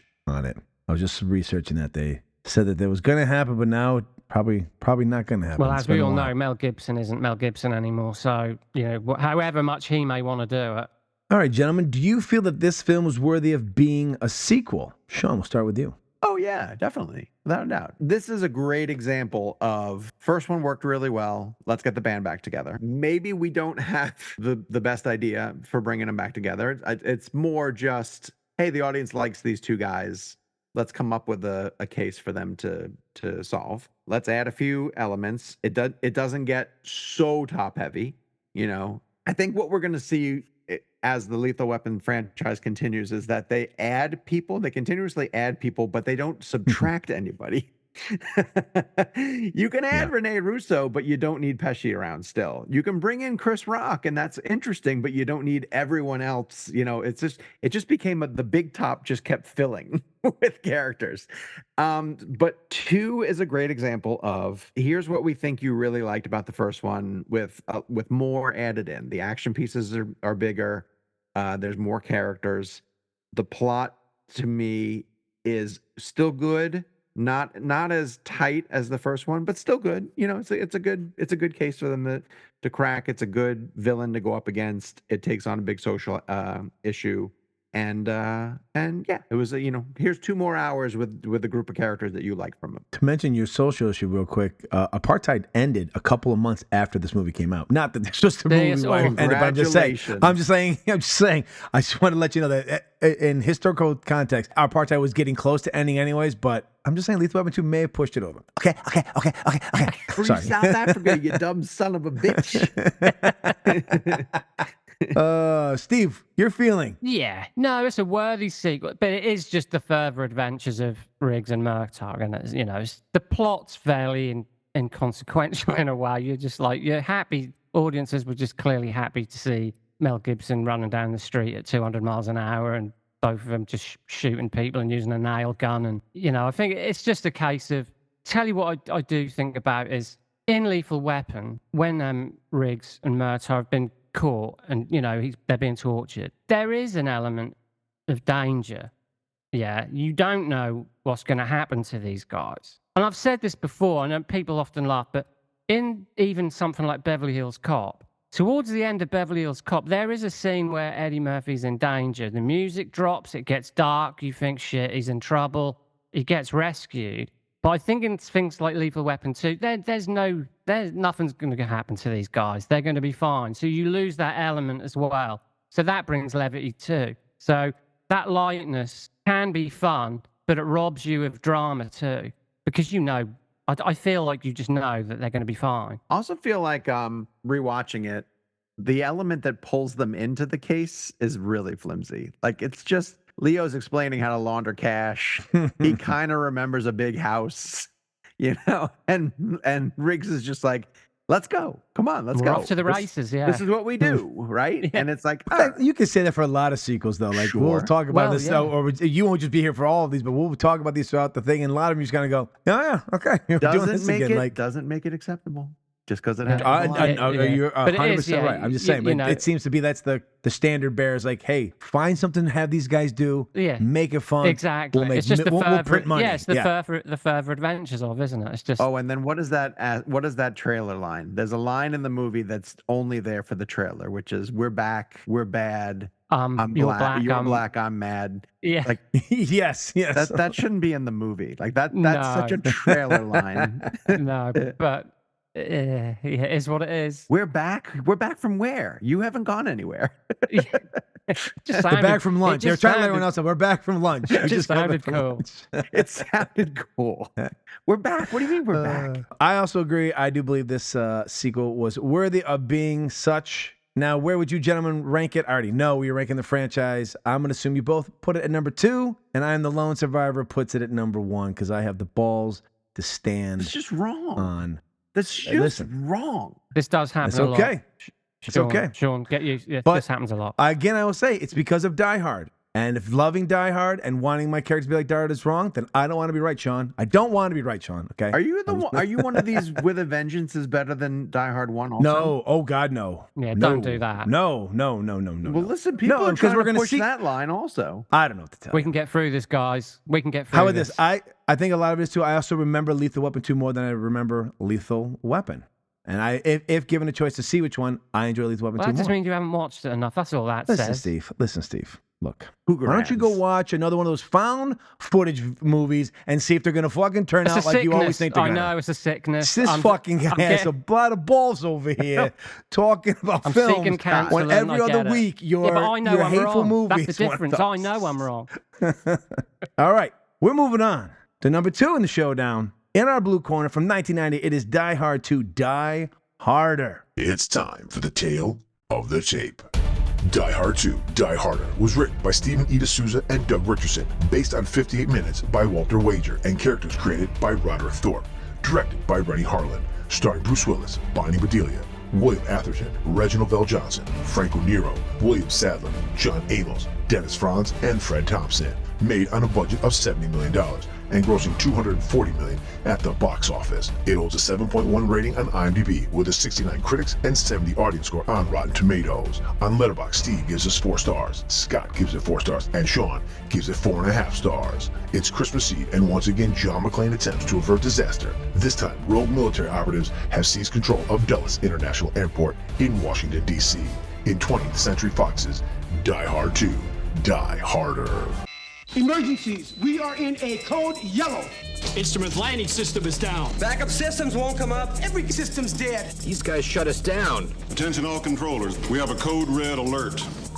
We just bought maybe 2 hours. After that, those planes low on fuel aren't going to be circling. They're going to be dropping on the White House lawn. I want every officer recalled and assembled in body armor with full weaponry in the motor pool in 5 minutes. It's time to kick it. Alan's SWAT team's gone. Well, maybe they're just a little bit more creative than you think. Start looking for a new miracle. Who the hell is this? We don't need a loose cannon on this deck. You get the hell out of my office before I throw you out of my damn airport. You're the wrong guy in the wrong place at the wrong time.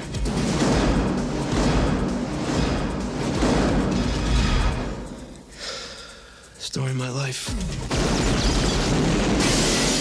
They say lightning doesn't strike twice. That's how I spent Christmas last year. They were wrong. McClane, is this what you were expecting? Nah, this is just the beginning. Bruce Willis, Die Hard 2. Die Harder. In the first Die Hard, John McClane only had a few scripted one-liners. However, Bruce Willis ad-libbed many one-liners and audience liked them. So much so that in this sequel, and the next one, more gags were added, and Willis was told he could do ad-libs as much as he saw fit. The film exceeded all expectations, outgrossing the original Die Hard by nearly double. The scenes of Bruce Willis running through tunnels under the airport were filmed at a water treatment facility near Los Angeles. The facility has miles of underground tunnels and was also used in Live Free or Die Hard, doubling as Woodlawn Social Security Administration building. The scene where McClane climbs the ladder from the service tunnels up onto the runway and then nearly gets run over by Esperanza's plane was filmed from 8 different locations. The first was from Granada Hills, California, where McClane in the tunnel and climbing up the ladder. The second in LA, the close-ups of Esperanza inside the plane's cockpit. The third, Mojave Desert, California, the head-on view of the plane in the sky on approach. The fourth, in Alpena, Michigan, exterior shot of the grating door on the runway. The fifth was in San Francisco, California, the rear shot of the plane on approach with runway lights in the background. The sixth, in Sault Ste. Marie, Michigan, where the plane, after just landed, rushing towards the screen. The seventh in Lake Tahoe, California, the plane rushing towards McClane in the foreground. And the eighth in Denver, Colorado, as the plane rushing towards McClane as seen from behind the front of the landing gear. Listen, you got to give credit to whoever is putting this thing together to come up with 8 different shots. Like, that seems like a very expensive shoot to go to 8 different places for one landing. Now, the MP5K used by Ken Baldwin jammed repeatedly, firing blanks while filming his scene. So his angry outbursts, including the instance when he curses at the gun, were unscripted and genuine expressions of frustration. Now, the first time Holly McClane is seen on the plane, the woman sitting next to her is reading a magazine advertising the VH release of what film? Lethal Weapon 2 from 1989. Both the first 2 Die Hard movies and Lethal Weapon series were produced by Joel Silver. Coincidentally, both Mel Gibson and Bruce Willis were considered for each other's roles of John McClane and Martin Riggs, but turned it down and they went in opposite directions. So that's kind of ironic as well. This film was shipped to theaters as wet prints, an industry term meaning that the film reels had just been developed in the lab and the film barely completed before its release date. It was Rennie Harlin's idea that Colonel Stewart, played by William Sadler, the film's main villain, be introduced naked doing martial arts exercises during the film's opening sequence. He would later say that it was an effective but unusual way to introduce a character. After the film's initial release in theaters, it played on TBS, which was heavily dubbed by content for voice actors. These dubs were notorious for sounding nothing like the actors who played them. Most noteworthy, McClane's famous line, "Yippee-ki-yay, motherfucker," was dubbed into "Yippee-ki-yay, Mr. Falcon." General Esperanza's code name is Falcon, which John may have heard on the radio during the general's attempt to land. This is the only movie of the Die Hard anthology where John McClane is an LAPD officer, which he mentions that he has transferred to so he can be closer to his wife, Holly. In all other movies, he is an NYPD officer. All of the airlines featured in this film are invented. No real airline would agree to be featured in a film depicting terrorist acts at an airport. In an interview with John Amos, there was an actual tension between Bruce and himself during the course of filming, which got reflected on screen. This is Mr. Amos saying, "Let's just say he will never humiliate me in public again. You got that, Bruce?" And that's all. Give information on that. So, yeah. John Amos, a little feisty. Yeah, I will. Exactly. I will bring the Beastmaster. Let's get it on. John McTiernan had planned to direct this film, but could not because of his commitment to directing The Hunt for Red October. Good choice. Which would feature actor Fred Thompson as well. Rennie Harlin was hired after Fox executives were impressed by the dailies of the adventures of Ford Phelan.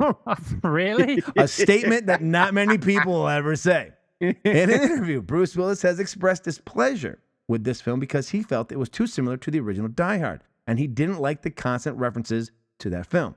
At the 12-minute mark in the airport, an airport employee who opens the security door for McClane had no prior acting and was actually homeless when the film's casting director spotted him and offered him the gig. Wow. Well done, Rennie Harlin. This has the biggest body count of any Die Hard movie, including Colonel Stewart, Major Grant Stewart's men, Grant's platoon, the church caretaker, and the crew and passengers of Windsor Flight 114. The biggest contributors, the airplane passengers, suffered a typical movie death, though, as their plane was almost without fuel. So it would have been unlikely to explode so violently upon impact. But hey, it's the fucking 80s and the 90s. We're going to blow things up. And this was number 8 at the 1990 box office. Number 1 that year was Home Alone. Gentlemen, when do you remember first seeing Die Hard 2, the only of the Die Hard sequels to actually have the number 2, and then its tagline being Die Harder, which actually was added later, I believe. Didn't really originally come out as Die Hard 2 Die Harder. I think that was kind of on a release of a VHS or a home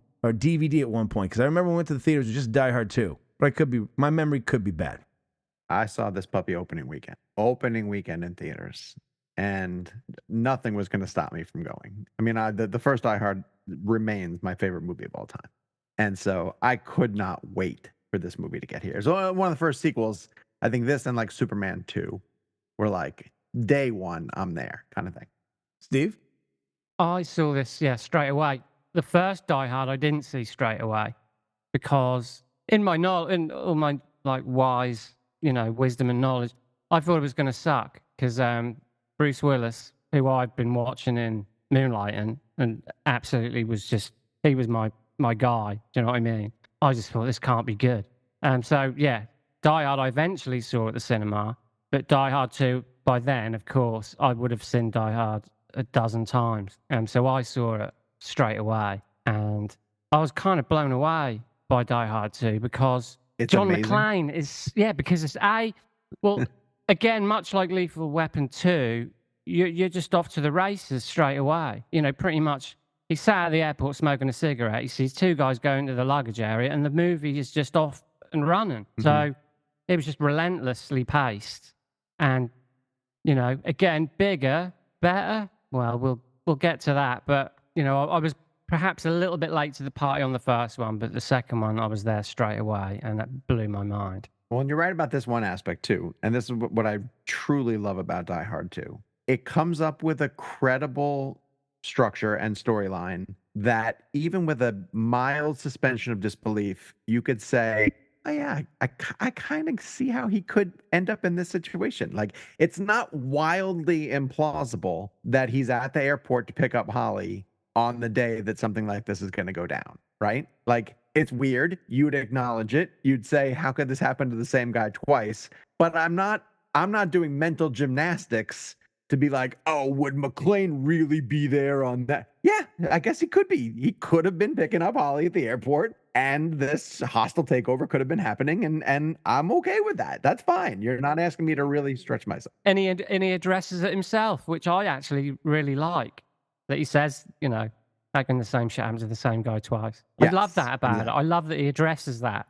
He could literally be breaking the fourth wall and talking to the audience when he says it, which he kind of is. And there's so many times throughout it too where like things are happening at the airport and the main people are turning to him and just being like, hey, you've kind of been through this before. Do you have any insight into what's happening? And a lot of times he's just like, not really, but like, I think this is what I would do next sort of thing.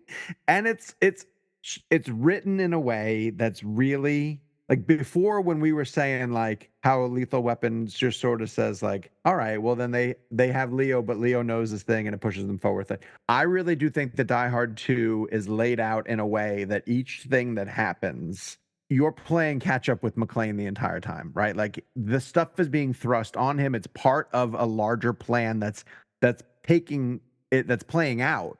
Colonel Stewart has a plan sort of thing, and McClane's learning about the plan as it's going, but there's a plan. There's a legit story in place, like they got to get Esperanza, and this is the way that they're going to get him. And it just so happens that McClane is there the day it happens. And how can he prevent these things from happening? And sometimes he messes up, and sometimes he doesn't get there quick enough at the skywalk. Is that what it's called? They call it the skywalk. The skywalk. And they're then they're going to the antenna array. Also with the plane that he tries to prevent from crashing, which, holy fuck, they destroy an entire plane of innocent people.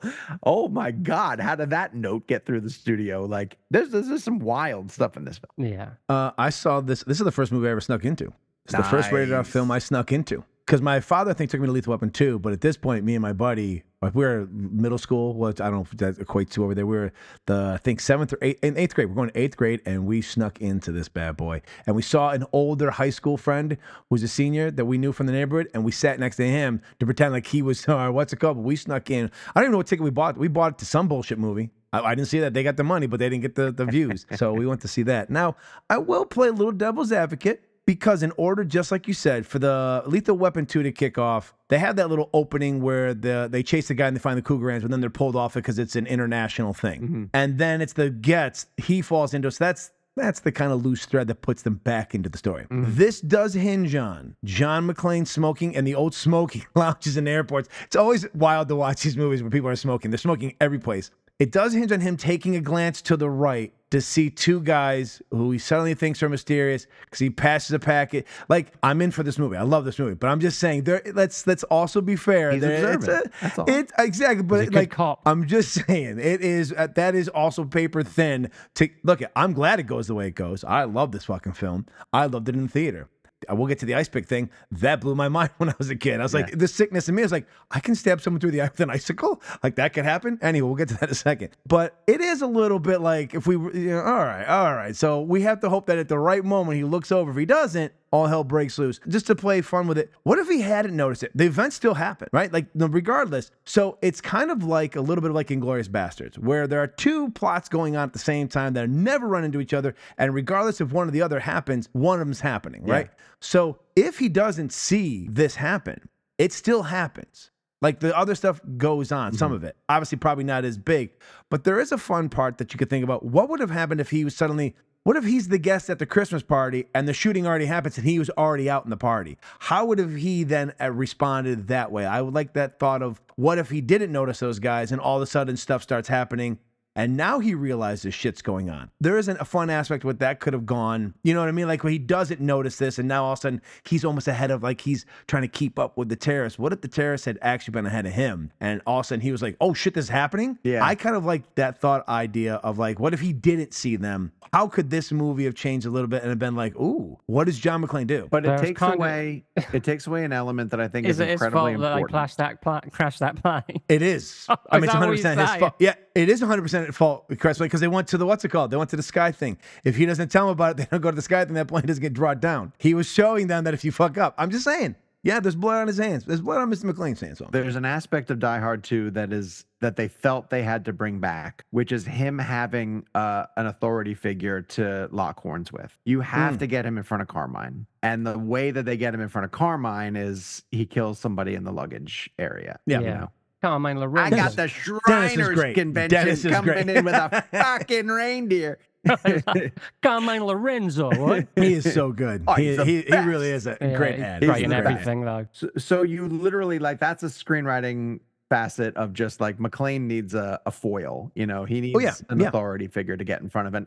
And if McClane is just in the lounge hanging out, you know, as the prisoners or as the terrorists are doing all their stuff, he's not clued in. He has to catch up later. And does he actually get to lock horns with the guys in the tower? So, well, as an ex-smoker, when he was sat in the lounge smoking that cigarette, I did get a little bit teary-eyed.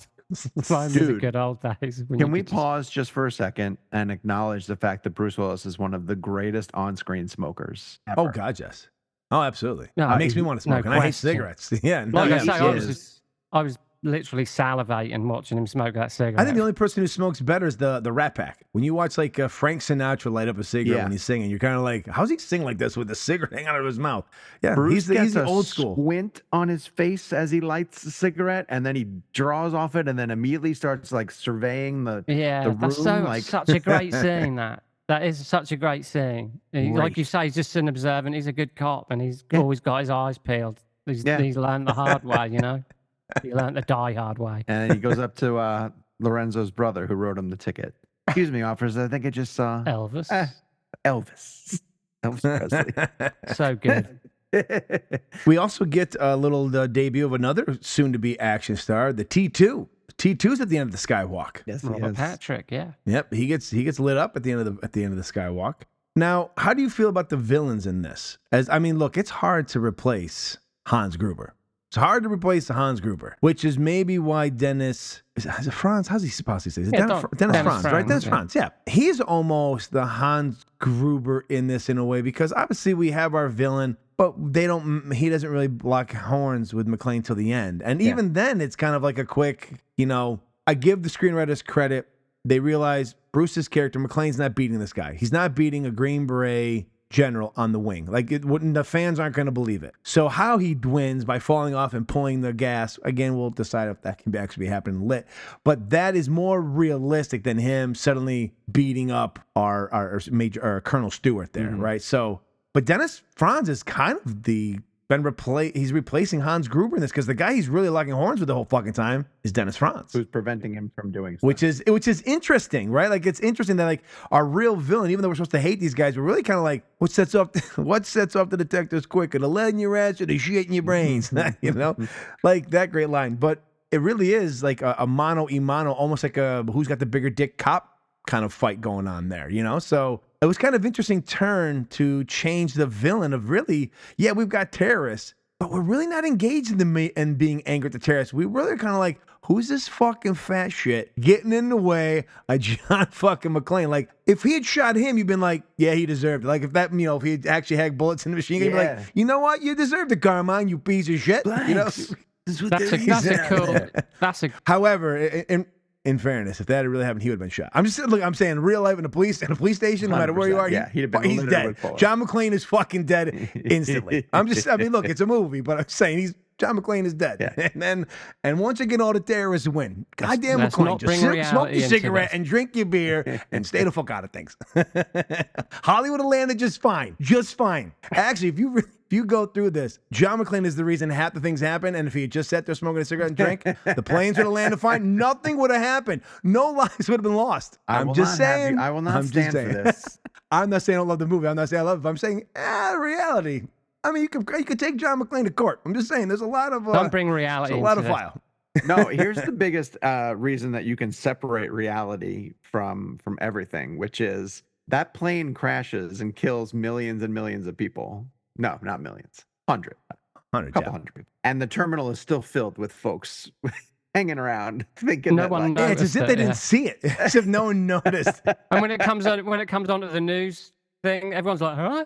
What? Yeah. There's been a plane crash. I'm like, that somebody brought that up, and I can't look at Die Hard 2 without ever thinking about the fact that, like, oh yeah, they crashed an entire plane and the terminal is still filled with people waiting to like receive flights or get out on a flight or something.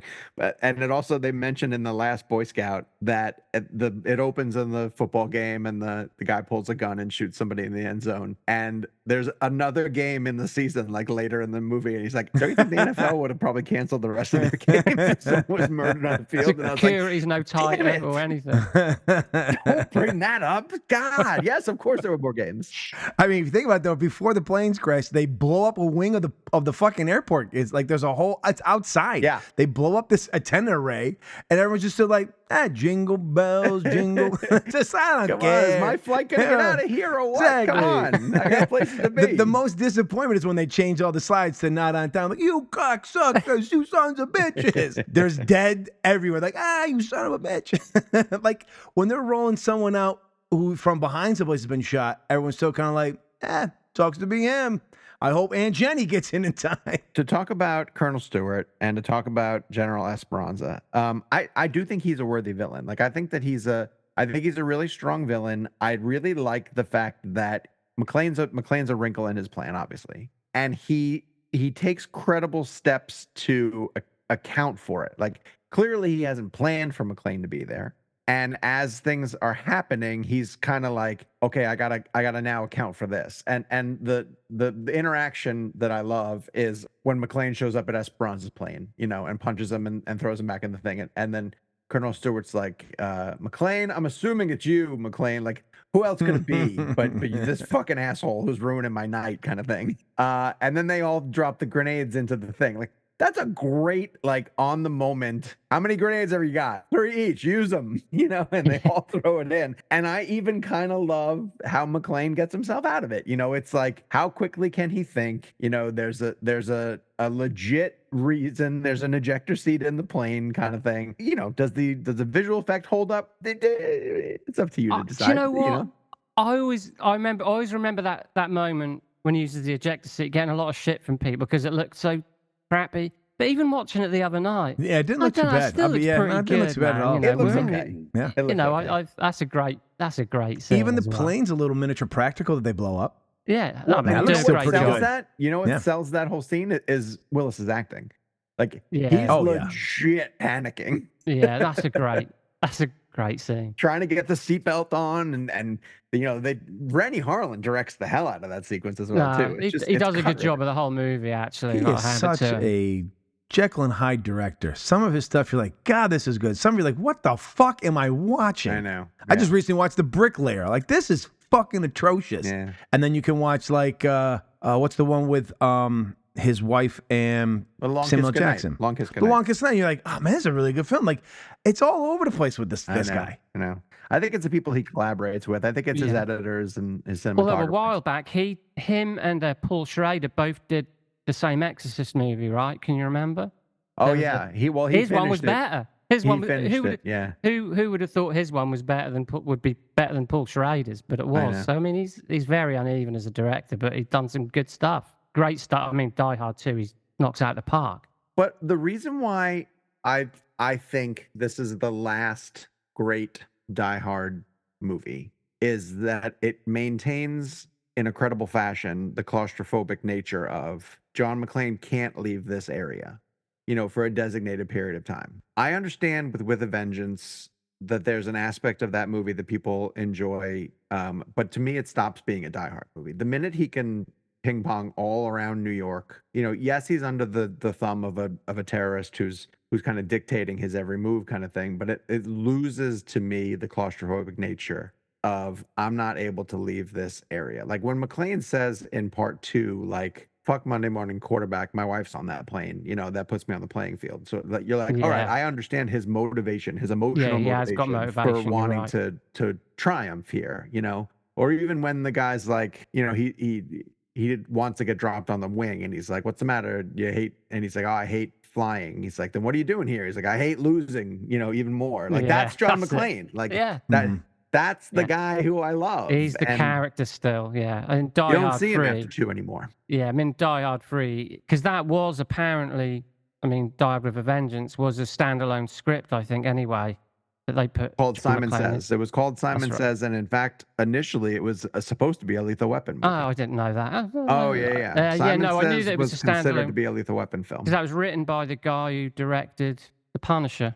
Can't remember his name. Well, Under Siege was supposed to be a Die Hard film. We've covered that. Under Siege was originally going to be a Die Hard film. Yeah. Oh, okay. Interesting. Yeah. So was Nicolas Cage and Sean Connery. Why am I blanking? The Rock? That was originally a Die Hard 2. The Rock was originally supposed to be the sequel to Die Hard. Oh, no kidding. Really? Yeah, that's changed. So, yeah, things change all the time. They do. But I think John McClane, and I think Steve and I discussed this the Christmas episode last year earlier this year when we actually talked about The Last Boy Scout in season 2. I feel the character that he plays in that, he then brings a lot of that elements to John McClane, because now John McClane is no longer with Bonnie. Right. Bonnie Bedelia's character. They're not married anymore. So I think he brought a lot of that alcoholic, loser, down on his luck character that he played in that film into the Lethal Weapon. Into Die Hard 3. Now that's where obviously Riggs is now John McClane. He's now Riggs. And as you said, neither franchise really seems to go to a higher trajectory after the second sequel. You know, there's some still decent ones, but they never really feel as exciting after the initial sequel. But and this is the topic of sequels. Like financially, I understand why the industry demands them. Creatively, it becomes really difficult to how many times. Okay, so it's not just like how many times can you put John McClane in this situation, but how many times can his family be in danger as a result? Is that always going to be the motivation? So you have to change it up. I understand. And especially Bruce probably feels this way as well, too. This is my signature franchise. You know, like I have to come up with ways to keep it fresh for me so that it's fresh for the audience as well, too. So in 3, I'm going to make him, you know, a hungover John McClane, who's now lost track of his family. Maybe that was really exciting for him to play, but I didn't want to see that necessarily. You know, I didn't want to embrace John McClane in that way. He doesn't feel like the John McClane who's doing the right thing because it's the right thing to do. He's being forced to essentially, you know, partake in this game. There are elements in Die Hard 3 where he kind of wakes up and realizes what's going on and kind of thinks like, oh, okay, there's a case to be solved, and he becomes engaged, and I like those little element beats. I think there's a lot more of that in 2. You know, in 2, it's very much I'm doing this to save Holly, but in 2, it's also very much like there's bad guys and I'm going to stop them. I'm going to be the one who does it, sort of thing. And I that to me is a core element of what makes John McClane so interesting. So I like the balance of that in 2 more than I do any of the other sequels. The interesting thing you kind of said jogged my memory of some stuff. Is the problem with sequels, so like some of the discussion we're having is that some of the problem we're having is that like for Lethal Weapon, we don't like Riggs changing, but Riggs seems like he has to change. And then similar to John McClane, but when you don't have the character change, and I'll bring up the John Wicks. Now, John Wick, first one, we understand what he's going through. After that, it is pretty much, you know, it's the same guy doing the same thing, just a cooler way. So we don't change our character, but do we get value out of that either? You know, it seems to be like this double-edged sword. We're like, well, we don't want our character to change too much because then we lose who we like. But if they don't change at all, we just get this guy who just does the same. Like, after a while, you go, why are we still seeing him doing things? Like, Sure. you know what I mean? Like, there is that weird, how do you make that balance? What could be the balance? And is there a franchise out there that has played with that balance well? I mean, maybe Mission Impossibles, because he set himself up to be every Mission's Impossible, or even James Bond, it's the same thing. So we can keep our character similar because we already know what world they're playing in, so we know that they're going to go on more missions. So, I mean, outside of espionage, how do you keep action stars, especially if they're cops, which is what both of these characters are, how do we keep anything fresh if we do have another sequel within their franchises? Well, I think it's the story. I'll use like Indiana Jones as an example. You know, I'm not saying we've seen like huge growth from Indiana Jones as a character, but it's whatever the interesting MacGuffin that he's chasing after. You know, how interesting is that to the story? He's still an archaeologist. He's still trying to retrieve something from, you know, a location. It's pushing him forward. So that's gotten him through 5 films. Something like the Fast and the Furious franchise, they suffer from, you know, continuously adding new people, but some of those people become really interesting. The Rocket becomes interesting as an addition for a couple of films. Jason Statham is a good villain to bring in, you know, and then other people that they bring in are not as interesting. I still don't know what John Cena is doing in that franchise. I'm not quite sure what Charlize Theron is up to in that franchise. It's become so big and bloated, and when you get around to the other characters that you have to remind, like Tyrese and Ludacris, like, oh yeah, they're still part of this, but what are they even doing? We're putting them in space, you know, at this point now. It's ridiculous. You know, I think Rocky is also another character who, like, he grew and he changed, but it was always about who he's fighting. You know, who's his opponent in the next one? Oh, it's Mr. T. Oh, it's Drago. It's someone like that. We remember those because of who they're fighting, and I don't think either the Lethal Weapons or the Die Hards ever came up with villains that topped, you know, Hans Gruber, or, you know, we remember Cougarans and the, you know, the South African aspect of it, but like, do you really remember those villains? Are they significant in a way, or did you just keep returning because you're like the lead? Yeah, that was one of my problems with Lethal Weapon 2, actually, which I'm sure we'll discuss a bit more. The villain that Riggs is fighting at the end, who looks like a 60-year-old geography teacher, is suddenly a martial arts expert. You know, you got Joss Ackland as the, you know, moustache twirl and pantomime villain of the piece, which is great. You know, that's fine. But that guy who manages to get the better of Riggs, I just did not buy at all.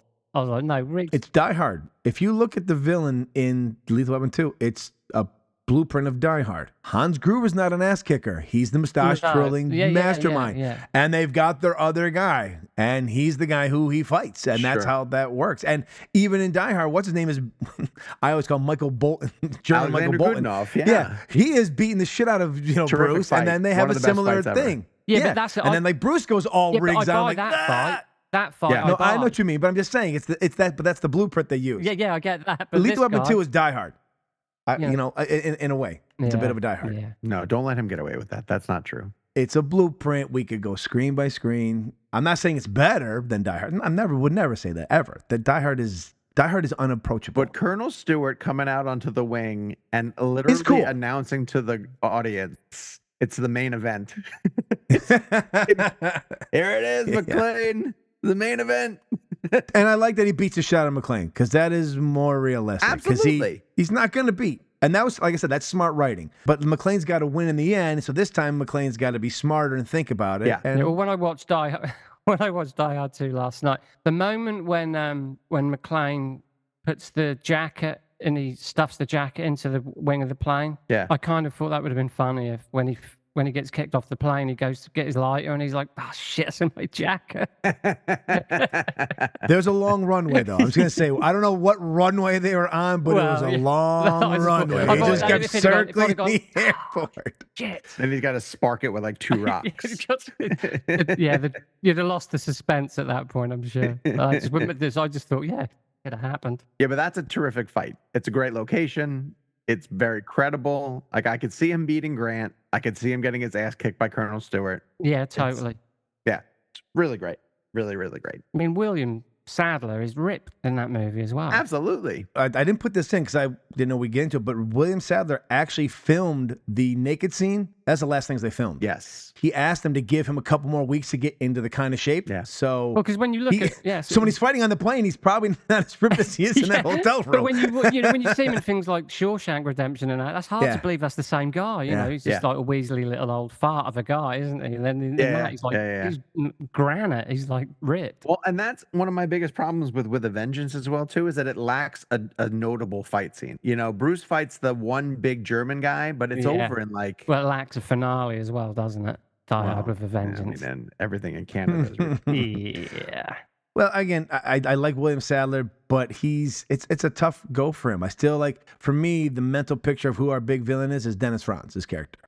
He is really the guy who's impeding everything that John is trying to do. Yeah, but he comes around, doesn't he? At the end, I'm saying, but he does. And then when we fight Sadler, which like I said, I'm appreciative that the ass kicking is quick. It's just not the same as what we got from. And again, this is hard. This is why, like, when you make a sequel, when you make a movie like Die Hard, which is a perfect movie, and I think Materna made 2 perfect movies back to back with Predator and Die Hard, and I'll fight on that hill any day of the week. When you have a Hans Gruber and you have that ending and the way that it's just hard to fucking beat, which is why I asked the thing about, do we need sequels? Because sometimes you can put yourself into a corner where, like, you've made such a good film, such a perfect movie. Sure. A sequel is and it's going to get compared to what the original was. And that's why there are so few sequels that. And I don't want to say Empire Strikes Back because that was in a trilogy that was planned, and that's what happens when you actually plan a trilogy, Disney. When you actually plan it out and you know what the start and the end's going to be, you'll get a movie like Empire Strikes Back, which you can go, that's a great sequel, but they knew it was going to happen in that film. A lot of these sequels, like you said, hey, we just made, like, we'll talk about Rambo later this season, Rambo 2. Rambo and Rambo 2 are not the same film. They're not even the same guy anymore. We did Rambo 4 in season 2, and that's closer to the book Rambo, but that's actually a better version than some of the other ones we'll get. But it is the kind of the danger of sequels is if you have that first film that is just like, wow. Rarely do you go Alien to Aliens. But when you go to a Die Hard and a Die Hard 2, that's hard. Because Die Hard is unimpeachable. As rabid movie fans, though, make as many sequels as you like. Because I can always ignore them. But there may be another good one in there. But there's going to be another good. I mean, the new Alien Romulus could be amazing. Does look good. Mm-hmm. Yeah, it does. Yeah, has a good potential. director. Mm-hmm. You know, so what I'm saying is, okay. I mean, I love Alien. Alien 2's okay. After that, I'm not interested. But there's always the possibility. And there's been a lot of sequels that have been, a lot of sequels that have been pretty good. But, like I say, you can always ignore them and wait for another one to come along. There'll be another one along pretty soon. All right, gentlemen, I think we know the answer, but is this film worthy of being a sequel in this franchise? Oh, without a doubt. Yeah, 100%. Like Lethal Weapon 2, it came up with it's an excuse to hang out with a character that you liked again, but they came up with a strong enough story, based on a book, a pretty compelling book, and had enough of the threads that connected it to the first movie in terms of like characters that were brought back. Like the stuff with Bill Atherton is a bit of a stretch. Like, would he really be on that plane?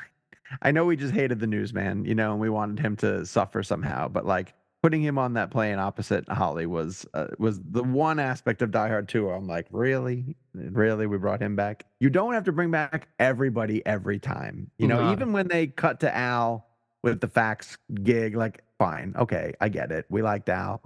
Well, that's because he was under contract for Family Matters, and they wouldn't give him time off to be in the sequel. So they wanted him in it, so they gave him that little bit. But he was actually under contract with Family Matters, and they wouldn't give him the time off to go film. Sounds a bitch. To be in Die Hard 2. But why would he have been in Washington? We don't need him in the movie more than that, you know? Oh, no, you're right. No, I'm saying they weren't, yeah, you're right. He wouldn't be. But that was one of the reasons he couldn't be in the movie further. Interesting. Is because he had contractual obligations to shoot at the time when we used to do it in America, 24, 26 sitcoms in the year. So, But I think this is the definition of a worthy sequel. This is without a doubt a worthy sequel. This is one of the best sequels ever made. As you have done, you could argue that's probably the best, maybe. Possibly. That's not, you're not that far off. I would only add for that it would differentiate if it was, so like I would take out movies that were made to be Lord of the Rings, that kind of stuff, that was going to be further adventures. Sure. So I wouldn't put those in because those are scripted to be more than one. So, because I would go Empire Strikes Back, but that was designed that way. But if you're going, hey, we had a movie and suddenly said, let's make a second, I would be in the same line. It's a different animal. This is definitely up there for sure. Mm-hmm. Yeah, it is just a different animal. You know, when you already plan something, so you're setting the seeds for things in films. You know, some people could say, well, the best sequel ever made is, Avengers Infinity War, the way everything kind of comes together. But that's 10 years of planning, right? So it's not like, hey. It's not the same. Well, hey, we just, Die Hard did really well. Bruce is interested in doing another one. Let's put another film together. And like, we've got this. Well, what about Godfather 2? I mean, like, I'm not sure that they knew they were going to make that. A second one? Yeah. You probably... That would probably be the gold standard. If you did a search right now, I think Godfather 2 is always number one, if not it's got all be the time there. number one. I mean, It's always up in the top two for sure. Where would you rank this? I think we're all going to actually land on this in the same one. Where do we rank this in the franchise? 2. I've got it 2. It can't beat Die Hard. No. Steve, why do you have it as 1B? I'm just kidding. No, yeah, this is the second best because, as I've said before, there's an argument to be made that Die Hard's literally the best action movie ever made. Okay, where are you guys with 3 versus 4? Just briefly. I prefer 3. I think I prefer 3 because I like Samuel L. Jackson. Okay. Doesn't necessarily mean I love Timothy Oliphant, but I think Samuel L. Jackson's character is really good in that film. Better than Justin Long. And even what's his name? Why am I blanking? He played Scar. Why am I blanking who our villain was? Jeremy Irons. Plays Gruber's brother. I think Jeremy Irons is a pretty delicious villain too. He's pretty good. I think Die Hard 4's got quite a few problems, I think, and Timothy Oliphant, he's not a great villain. But yeah, I think the problem with, I think Justin Long, who I like actually in a lot of things, but he's annoying. Then they shoehorn Kevin Smith in there. Then you got Timothy Oliphant, who's just not a great villain. Whereas, like you say, Die Hard 3, you've got some great set pieces. You've got Samuel L. Jackson. The chemistry between Bruce and Samuel Jackson is fantastic. Okay, so yeah. That's fair. Let's go to the card. All right, well, now it's time for us to sort through the debris and decide who the winner of our first sequel showdown is. And we start off with our best action sequences. Best action sequences. I will start with our illustrious guest, Mr. O'Connell. Who do you have as having the best action, either sequence or sequences, however you like to describe it? Who wins the head-to-head battle there? To me, there are better sequences in Die Hard 2. I think the shootout at the Skywalk is really well done. I think that the snowmobile race doesn't hold up as well, but the fight on the airplane is far more satisfying than the fight at the end of Lethal Weapon 2. Even the big benchmark of tearing down the Stilts house, it's just Riggs driving his truck and pulling at a house. Yeah. Lethal Weapon 2 has a terrific car chase sequence in the middle of it. That is a great car chase sequence. I also like the helicopter attack on the beach on his home, where he gets to jump up on top and he does the MP5 thing. Too. But I like the fight in the luggage area. I like the fight at the Skywalk. John McClane kills somebody with an ice pick. I mean, I think that's the best fight of that movie. For that reason, I think the sustained fight sequences and the escalation of the fight sequences in Die Hard 2, concluding with the confrontation on the wing of the plane, trumps what we get in Lethal Weapon 2. Although Lethal Weapon 2 has much better action sequences than anything that takes place in 3. 3 is really boring, and then 4 kind of redeems itself because of the final fight at the end. But I'm going to put Die Hard 2 over Lethal Weapon 2 in that category.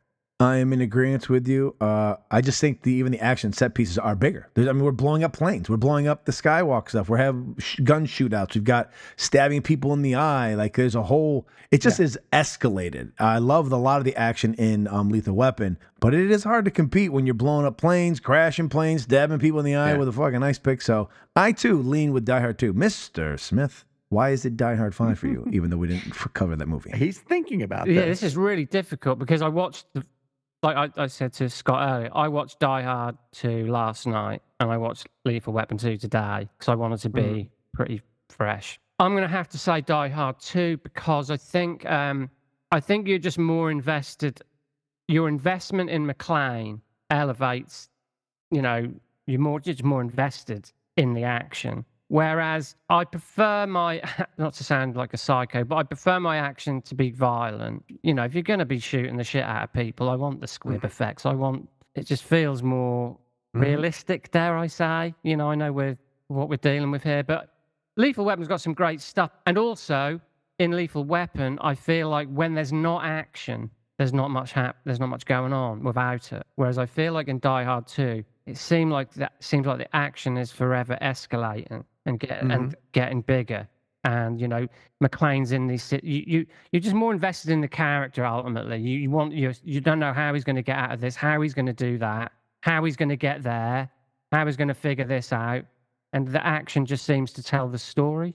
Whereas we've got a shootout here, we've got a car crash here. It's all great. It's Danny Glover, killing people with a nail gun, and the helicopter attack is great. There is some great stuff in Lethal Weapon 2. But ultimately, Die Hard 2 has got the best action. Best supporting characters. All right. Best supporting characters. We'll start with my co-host, Cynical Steve Smith over there in the UK. What do you got? Joe Pesci is such a massive problem for me in Lethal Weapon 2. I don't think there are any decent supporting characters in Lethal Weapon 2, really. I mean, you've got Danny Glover and Mel Gibson, and then there's everyone else. Whereas in Die Hard 2, you've got William Sadler, you've got Dennis Franz. You've even got that little guy. I can't remember his name. Who's the janitor? He's the Joe Pesci of Die Hard 2, and they've got the wisdom. Marvin, yeah. He's the Joe Pesci. Yeah, but imagine if Die Hard brought Marvin back for every sequel and kept increasing his role. Well, the janitor, I just think he is like the Joe Pesci, the little quirky guy, but they've got the wisdom to not overuse him, and to the point where he just becomes totally annoying. And you've got John Amos, is it? Mm-hmm. You've got a lot of great supporting characters in Die Hard 2. You haven't got a lot of great. Even if I ultimately say I like Lethal Weapon 2 more, it wouldn't be because of the supporting characters. So it's definitely Die Hard 2. Mr. O'Connell, your feelings? Yeah, this isn't even close. I mean, all of the characters that are in Die Hard 2 contribute to the overall success of the film. It's Colonel Stewart. It's Major Grant. It's Frank O'Neill. Esperanza is terrific. It's Dennis Franz. End of story. Yeah, he's great. It's Dennis Franz. There's more swearing in Die Hard 2 than almost any movie I can think of. And it's like delicious, like rolling off the tongue swearing. Mm-hmm. It's just fantastic. Who's the congressman or the senator who plays Fred Thompson? Yeah, Fred Thompson. Fred Thompson's fantastic. The janitor's a little bit annoying to me. The janitor's a little annoying when he rolls up and he's like, just like no, get out of here. But that's what I mean. He's not in it too much though. Oh God, terrible. And the reporter, Sam Cooke, I think her name. Yeah, the lady, yep. Superfluous character. Like she's only there to get McClane on the helicopter at the end of the movie. Like Sam Coleman. I'm sorry, not Cooke. Coleman. Pinko bitch. But in general, the overall supporting characters are far superior to the ones that are brought up in Lethal Weapon 2. Yeah, I would agree because the three main are the three main. Everyone else we stay with our three main the entire time. And yeah, there are people come in and out, but it's a different story because John McClane's our center character. Everyone else is a supporting character. And in this film, the only, like you said, Steve, the only real supporting character is Joe Pesci because we've got two leads. We've got Danny, and I know Mel's pushed forward as the technical lead, but we've got two guys that we're watching through, and everyone else is just kind of shows up when they need to show up. And we're with Riggs and Murtaugh the entire time. Yeah. So, you know who I want to give a little shout out to is the guy who's doing construction on Murtaugh's house. Oh, he's been in other things. Yeah, he is funny. He's funny. He's enough comic relief that to what Pesci needed to be. Yeah. Like he gets a couple of lines that are they're great. He's like, he made me want to buy condoms right now. Apparently that's an ad lib. Apparently that was an ad lib. That's funny. When he shoots off the nail gun and they pull their guns on him, his reaction's great. Yeah. He's just funny. He's a funny dude. Funniest moments. Now for our funniest moments. I'll go first this time. I think it's Lethal Weapon 2. I think they're actually going for comedy in this movie. I think there is a lot more funnier lines. The whole rubbers thing, there is funny. Now, John gets a couple, catchy lines, but really Die Hard 2 is pretty much high stakes. Well, now we can laugh at the swearing, but that's not intentional. They're not looking for... I mean, even some of John McClane's little one-liners are like, okay. I actually didn't like him saying yippee-ki-yay, motherfucker, again. That's the one thing I didn't like. I loved it when he said it to Hans Gruber because it made sense then. Because they were talking about John Wayne, they had the whole cowboy conversation. That made sense. This one, which is why Bruce even said he didn't like the callbacks. It was kind of like, I got to say this. Like, he didn't want the catchphrase. He said it because it was in the conversation. Mm-hmm. It made sense to say, yippee-ki-yay, motherfucker. Bringing it back at the end was like, to me, I didn't like that part. But, so for me, funniest moments, I think Lethal Weapon 2 had a lot more funnier moments, and were scripted, since we're talking about Shane Black here as well, than Die Hard. I'll agree with that. Yeah. I think Lethal Weapon has funnier moments. And I even think that Pesci's They Fuck You at the Drive-Thru is probably the highlight of Leo Getz. 100%. I've used it 1,000 times in my lifetime. Yeah. So I'll go with that. That's gonna be my vote for funniest sequence in either of these two films. Yeah, I think Lethal Weapon 2 is the funnier movie. There are some decent moments in Die Hard 2. Some good quips. Steve's favorite being Iwo Jima. He's got that tattooed. No, that wasn't. He's got on his back. He's like, Iwo Jima. I just pointed him out because they know to use him less. But I mean, Lethal Weapon 2 is. I mean, the chemistry between Mel and Danny Glover is great. Mel is at this point. He's just on fire anyway. At this point in his career, he's really found his feet, Although, like I said, Joe Pesci annoys the shit out of me in this movie. I found some of it just funny. I do really dig the chemistry between Danny Glover and Mel Gibson. And they have some fun. They're having fun in this movie. So you have got levity in this movie, but it works at least. So I'll give it that. So, yeah, Lethal Weapon 2 for me. Most original plot. All right, gentlemen, the more original, better plot, however you want to phrase it, we call it more original, although there's not so much originality in a lot of things any days. It's pretty much you take a piece here, you take a piece there, you call it something new, but really not everything's original. But Mr. O'Connell, what is your vote for more original plot? Believe it or not, I'm going to go with Lethal Weapon 2 here. Wow, that is a shock. I was about to start writing it down out differently, but please, I like this. Do explain. Because Die Hard 2 is very much the first movie. It's a group of terrorists trying to pull off something at a single location that McClane happens to be at, which is fine. I'm okay with that. It's different enough that it stands apart on its own. But the plot of Lethal Weapon 2 at least tries to do and we've said this before now about how those guys just need another case to be on. And maybe I prefer the personal hooks of the first case, the personal reasons why they have to get involved in the drug smuggling ring in the first movie. But taking these two guys and then dropping them into something to do with South Africa and the Cougarans and the money being exchanged all the way through and how money is laundered and the diplomatic immunity and all that jazz. It truly did try to take the franchise in a much bigger area, whereas Die Hard 2 was like, can we get away with just doing the same thing again? I think Die Hard 2 works better as a Die Hard franchise because it's a replica of it with subtle changes. You know, new location, new season. By that I mean wintertime over summer heat. But if I'm judging the plots, Die Hard 2 isn't nearly as original. You know, it's truly the first one over again with some subtle and I think successful tweaks. Lethal Weapon 2 is trying to do something wildly different, and I give it credit for that. So I'm for originality of screenplay, I'm going to go for Lethal Weapon 2. Mr. Smith. I'm going to go with Lethal Weapon 2. There are things within it that bother me, but ultimately, yeah, the South African villains, although as we've pointed out, the way the Leo Gans thing, that's all a bit flimsy, but they are raising the stakes, I guess, and bringing some social sort of commentary into it. One thing that doesn't work for me is the geography teacher guy who beats up Mel Gibson at the end.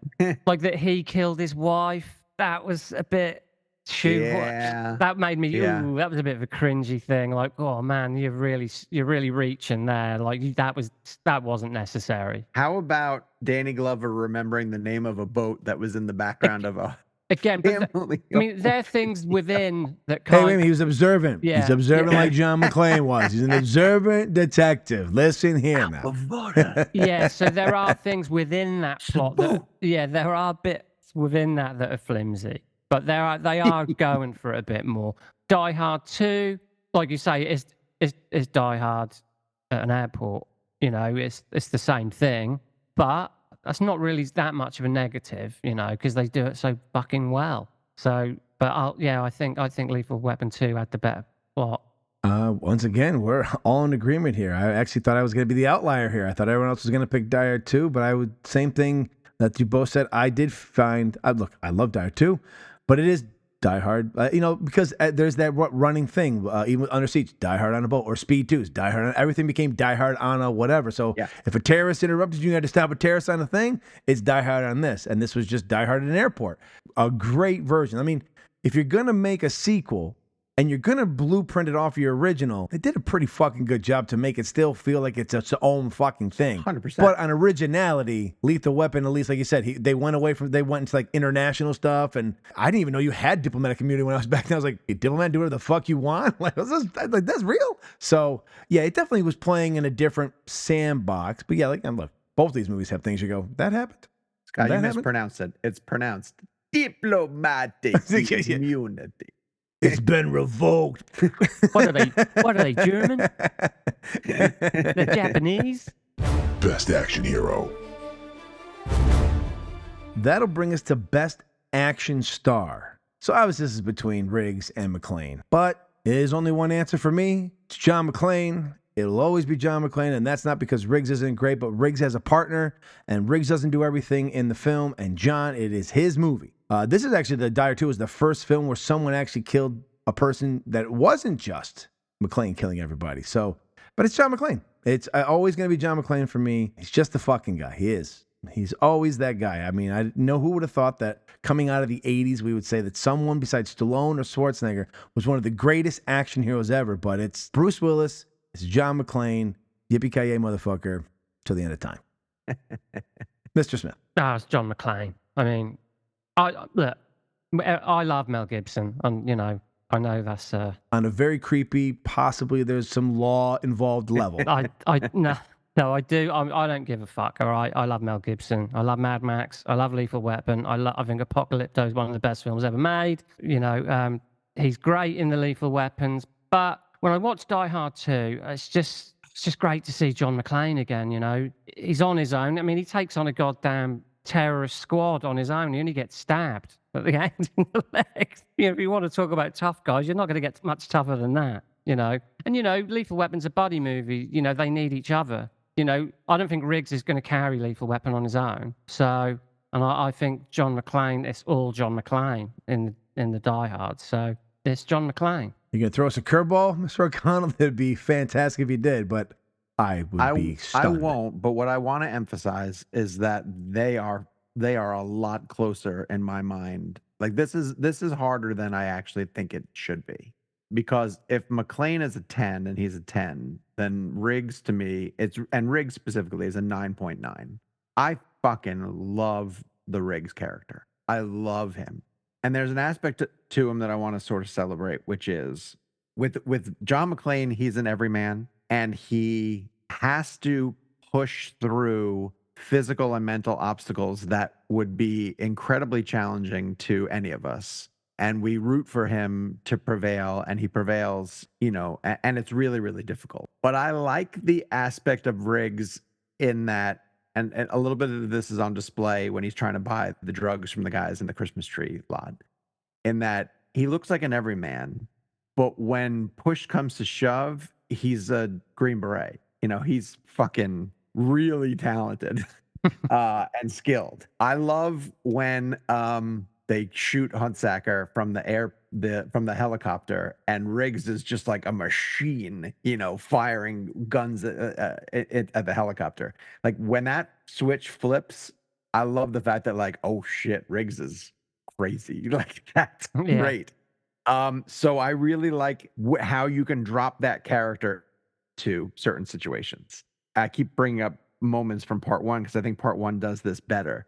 When Riggs gets shot and falls through the plate glass window, and he wakes up, like the first thing that he says to Danny Glover is like, no, we've got the edge now. They think I'm dead. Like that's smart. Yeah. That's someone who's the strategizing and is ahead of the game. John McClane's often playing catch up, and that's fun too. It's fun to be able to see a character have to do that. There's aspects of it in the first Die Hard when John McClane is like running up the stairs and he's noting what each floor is, or when he's on the elevator and he's writing down the names of the terrorists as he hears them. It's like, okay, these are really smart detective things. I love those aspects of those characters. Those are the ones that really get me excited. There's more of that in Die Hard 2, where John McClane is obviously smarter than all the people who are at the airport, kind of thing. And God, what does he say to Carmine? You'd be surprised what I make, if it's more than. But again, they are really, really close to me. And I know you guys are giving Murtaugh a lot of credit, but I think Murtaugh is there to ground Riggs. If you remove Murtaugh from most of those situations, Riggs is still getting done what he gets done. He's the one who essentially fights Mr. Joshua. He's the one who eliminates all the McAllister's men. It's close, and the answer is John McClane. But it's my point I want to make is that they're closer than I think like you say, that's that thing of McClane is an everyman, but there's no one like Riggs. Yeah, I see what you're saying, and I do think that's close as well. But I think we all just love John McClane so much, don't we? Just the way it is. Yeah, it's the everyman thing. That's the thing. Like That's why Riggs is a guy who's a set sort of skill. So we expect Riggs. Well, once you learn Riggs, you go, well, he should be able to do this stuff. He's a soldier. Where John's is kind of like, he can do it too. Like Riggs is more like, what if Rambo came home and was a fucking cop? Yeah. There's Riggs, and where John McClane's like, hey, I stepped on my dick today. He's like, oh wait, like I do all this stuff. You know what I mean? Like, and he gets lucky. Like he cuts his feet on the glass. Like there's a lot of things he fucks up where Riggs doesn't fuck up. The guy fucking up a lot of times is Murtaugh, and Riggs is kind of dragging him along. So I agree with you. Riggs is amazing. I just wish they kept him as the Berserker Wolverine type the whole fucking series, because that's the exciting part. When Mel does go nuts, you're like, yeah, Mad Mel. You're like, this is the good stuff. Yeah. The better movie.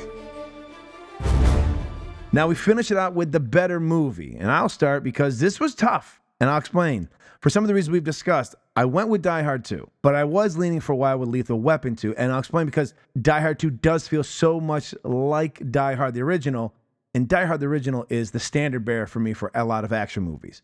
Like you said, Steve, I do believe with you, it may be the greatest action movie ever made. And you think, Sean, it's the greatest movie ever made. So when you then now have to try to compare, I like Lethal Weapon 2 more than Lethal Weapon 1. That's fine. You don't have to agree with me. I just enjoy it more. And so when we're playing in that playground, I look at Lethal Weapon 2 and like, man, this is really a lot of fun. And I love Die Hard 2, but I'm always like, but it's not Die Hard 1. And so it's like, I like this. I like what they're doing, but I really kind of miss Hans Gruber, and I kind of miss the take this under advisement. You know what I mean? And so while I did pick Die Hard 2, like you said, for your action stars, this is a lot closer. For me, a lot closer. I gave them both 4 stars on Letterboxd, and if I had to rank them, they would, like, I'm telling you, neck and neck. Like, they're right there. Sure. I really do feel, due to those facts, again, you two might rank them differently because you like Lethal Weapon better than 2, but I just really liked 2 a lot. And I love Die Hard 2, but because it feels so much like Die Hard, I have to then separate the fact that it's not the original Die Hard and try to give it its own merits, which is hard when we're playing in the same sandbox. You know, like sometimes you go, yeah, that is really good, but the original is better. You know, it's like when they did Coke and Coke 2, it's like, Coke 2 is okay, but Coke is really good. You know, like, I don't know that we needed the Coke 2 to be the same. So for me, I did pick Die Hard 2, but I do believe Lethal Weapon 2 is a lot closer to Die Hard 2 than maybe even you, Jen, are going to give her credit to it. That's just my personal opinion. We'll let Steve go first, and then we'll let our illustrious guest Sean finish us out. So Steve, what's your choice and why did you once again pick a movie that we're not talking about? No, it's Die Hard 2. Well, firstly, I have less problems with Die Hard 2 than I do with Lethal Weapon 2. It's one of the best sequels ever. It's certainly the best Die Hard sequel. It's as perfect as it can be. I don't really think there's any missteps in Die Hard 2. Whereas Lethal Weapon 2, for me, feels kind of like it's already going through the motions a bit. It's pretty straightforward. The character of John McClane, as you pointed out about he's clever, he outsmarts people because he's an everyman. He can't just go in all guns blazing like a Green Beret. That adds an element for me where he has to think outside the box a bit. He has to outsmart. He's outnumbered and he's outmanned and he's outgunned, and that is where you just get a lot more. I think you get more suspense that way. That's more exciting that way because you don't truly know what he's going to do. And things like when he tries to help the plane land, you know, everyone's like, that's dumb, that's not going to work. But that doesn't stop him. You know, he's going to do everything he can, you know. And I just think there's just more layers to all that. There's more drama to that. And I think Lethal Weapon 2 is fun as hell. And I agree. It's, you know, if Die Hard 2's a 10, Lethal Weapon's I'd give it probably like a 9.5 because of there are issues that I've pointed out already. But in the grand scheme of things for me, I'd have to say it's Die Hard 2. And Mr. O'Connell, what say you on the better movie? Clean sweep, Die Hard 2. But to me, it's the ticking clock element that just makes it a tighter film. Every scene feeds into the race of the movie to get across its finish line. There's stray scenes in Lethal Weapon 2 that are entertaining, you know, but are they pivotal to the plot necessarily? You know, introducing the love interest for Riggs is a good move, you know, but it means that we wander in this direction. The condom, you know, commercial it's cute, you know, it's fine. It's not ultimately it's fine, but like there's an element of the Lethal Weapon movies that we are moving from sequence to sequence to sequence, you know, to set piece to set piece, to comedic beat to comedic beat. And I don't know if they're all keeping the train running on the track that you want it to be on. You know, they're entertaining in the moment, but I don't know how necessary they are 100%. Die Hard 2 feels like every scene is in place to keep everything rocketing forward. So just as a sit down, press play from start to finish, I think Die Hard 2 is a better experience of a movie. Whereas there's plenty of enjoyable things in Lethal Weapon 2, but if I'm judging them for what they set out to accomplish from start to finish, I think Die Hard 2 is a better exercise. And the winner is Steve scores the showdown 4-2 in favor of Die Hard 2, while Scott scores a 4-2 in favor of Die Hard 2, and Sean also scores at 4-2 in favor of Die Hard 2. And the winner by unanimous decision is Die Hard 2, Die Harder. All right, so there you have it. Our first sequel showdown is in the books. I would once again like to thank Mr. Sean O'Connell for graciously helping us kick off Season 3. Mr. O'Connell, where can the folks find you on the socials and the intrawebs? First off, guys, thank you very much for having me. This was a ton of fun. These are two of my favorite movies of all time, and being able to dissect them like this was a lot of fun and spend time really going over what worked and didn't work about them. So this is great. Thank you. Well, thank you for giving up your time. Yeah, honestly. thanks for being We here. are unbelievably appreciative. Yeah. You have no idea. This was a blast. I don't know. I'm on Twitter and Instagram at Sean O'Connell, Sean_O'Connell, or Sean O'Connell, S O'Connell 33. Just search Sean O'Connell. I'm on Cinema Blend on a regular basis. I'm on the Real Blend podcast. We release every Friday. We're on YouTube and all the different places that your podcast needs are met. And more importantly, I have a Bruce Willis book that I would love people to check out. It's called Bruce Willis, and it is available all different places where books are sold. So grab one. And you'll be able to find all those links in our show notes. And he will be joining us, I believe it'll be in October. Oh, boy. On Dropping of Bruce. We're going to talk cosmic fucking sin, baby. As we reach number 20, we reach the top of the hill and we start the downward spiral of the halfway point. Hey, I don't hate cosmic sin, so I think that's probably why. Well, I'm excited because also we've got some, it's the sci-fi stuff you talked about, and I'm in agreement with you. Like, I think Bruce has some great sci-fi. I think Tom Cruise, what we talked about, do great sci-fi. So we'll get a chance to discuss. I'm really excited for it. Steve and I are excited for it because that train has been in Shitsville for a while. We desperately need a genre shift. You guys are doing the Lord's work. We really are. You've already done it. You at least made money on a book. We did it for free like a bunch of fucking idiots. The fact that you're still here is like, gives us hope we can make it. Yeah, Yes. you can make it. All right, now it is time for us to induct 4 more films into our top 100 films of all time, as we are only one episode away from our list's completion. The Cheeky Bastards Top 100 Films of All Time.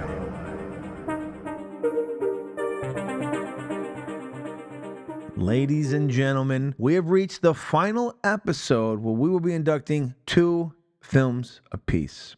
We are going to reach from 95 to 98. After this episode, we have one to go to complete our top 100 of all time. So we are down to our last 3 inductions apiece. Mr. Smith will lead us off with number 95, and it is almost exciting and also a bit teary that we have finally come to the end of this journey. And Mr. Smith, please, what is number 95?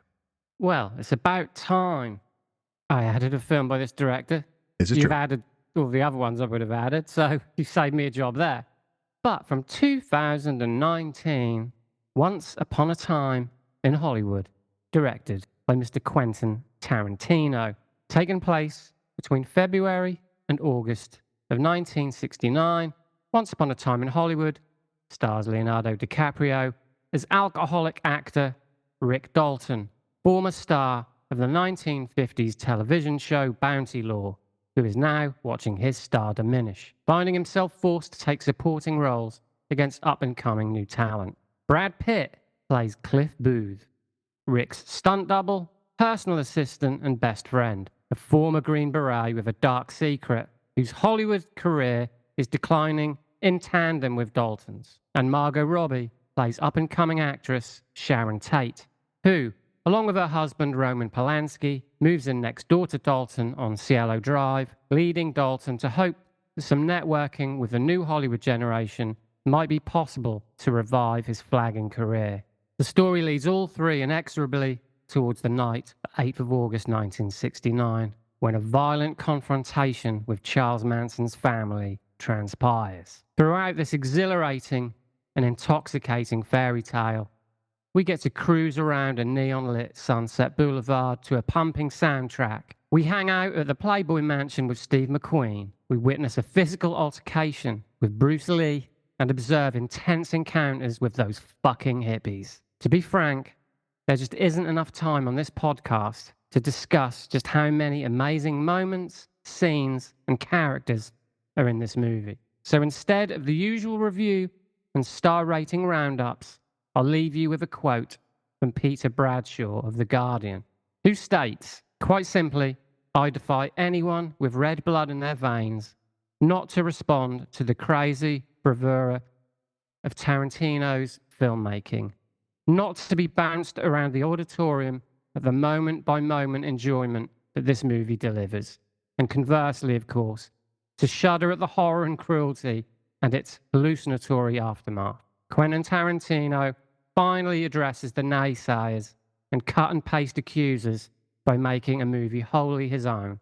There is nothing like it. It's a masterpiece, and I'm genuinely proud to add a Tarantino movie to the Cheeky Bastards top 100 films of all time. I apologize for pretty much hoarding the rest of them. Now, coming in at number 96 from 2015, it's Sicario. Directed by Denis Villeneuve, this film is a harrowing journey into the heart of the U.S.-Mexico border drug war, offering a tense and unflinching look at the moral ambiguities and brutal realities of this ongoing conflict.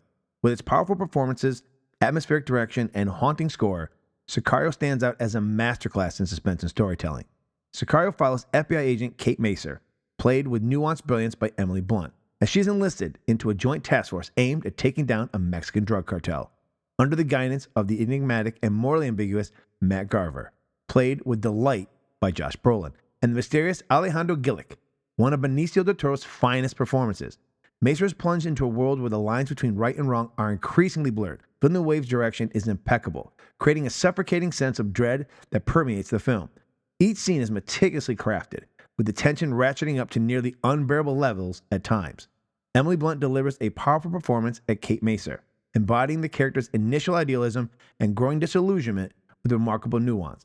Benicio del Toro is mesmerizing as Alejandro, a man driven by a personal vendetta that adds layers of complexity to his character. Josh Brolin's portrayal of Mark Graver is equally compelling, balancing charm and ruthlessness in a way that makes his character both likable and terrifying.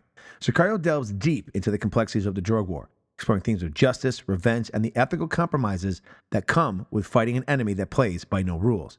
The film doesn't offer easy answers, instead presenting a grim and realistic portrayal of a conflict where traditional notions of good and evil are irrelevant. Villeneuve, Blunt, Del Toro, and the rest of the cast and crew have created a film that is as intellectually challenging as it is viscerally thrilling, and it now proudly resides in our top 100 films of all time.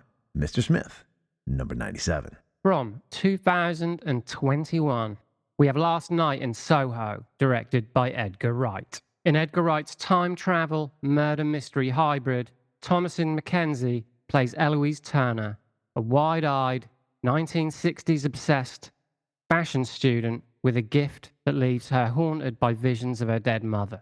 Having earned a place at the London College of Fashion, Eloise finds herself in a top-floor bedsit where at night she is transported back into London's swinging past through the ghostly mirrored life of wannabe singer Sandy, played by Anya Taylor-Joy. But the glamour is not all it appears to be, and the dreams of the past start to crack and splinter into something far darker. With assistance from old boy cinematographer Chung Chung-hoon and co-writer Christy Wilson-Cairns, Wright creates a quintessentially British gallows slasher that shares many similarities with the aforementioned Once Upon a Time in Hollywood. Both directors at the top of their game, confident, creative, personal, and passionate about their craft, and both, in my opinion, offering us their best work. Zan Brooks of The Guardian gave the film 4 stars out of 5, describing it as a gaudy time travel romp that whisks its modern-day heroine to a bygone London that probably never existed outside our fevered cultural imagination, and called it thoroughly silly and stupidly enjoyable. Ladies and gentlemen, Last Night in Soho now joins the Cheeky Bastards' top 100 films of all time. And now I round out and finish this episode off with number 98, 2005's Sin City. Directed by Robert Rodriguez and Frank Miller, Sin City is a visually striking and narratively audacious adaptation of Miller's graphic novel series. The neo-noir crime anthology weaves together several gritty tales of corruption, vengeance, and redemption in the fictional Basin City, delivering a cinematic experience that is as brutal as it is beautiful. Sin City is a groundbreaking achievement in visual storytelling. The film's distinctive look, achieved through the use of digital backdrops and stylized black and white cinematography, faithfully replicates the aesthetics of Miller's original comic books. Splashes of color highlight critical elements, such as blood, eyes, and lipstick, enhancing the dramatic impact. Rodriguez and Miller's direction ensures that every frame feels like a panel ripped from the pages of his graphic novel, creating a unique visual language that is both immersive and arresting. The ensemble cast delivers stellar performances across the board. Mickey Rourke stands out as Marv, bringing a mix of ferocity and vulnerability to his role that makes his character both fearsome and sympathetic. Bruce Willis and Clive Owen anchored their respective segments with strong, nuanced portrayals of men driven by a sense of justice and personal code. Supporting performances by Jessica Alba, Rosario Dawson, Benicio del Toro, and Elijah Wood add depth and diversity to the film's dark tapestry. Sin City delves into themes of revenge, corruption, and the thin line between heroism and villainy. The film's tone is unapologetically dark, often venturing into extreme violence and graphic content that may not be for the faint of heart. However, this brutality is integral to the film's exploration of a world where morally absolutes are rare, and their survival often depends on one's capacity for ruthlessness. Sin City is a visually stunning and narratively compelling film that pushes the boundaries of comic book adaptations. Its faithful recreation of Frank Miller's gritty universe, combined with stand-up performances and innovative direction, makes it a landmark in the genre, and it now takes its rightful place in our top 100 films of all time. So, ladies and gentlemen, number 95 is Once Upon a Time in Hollywood.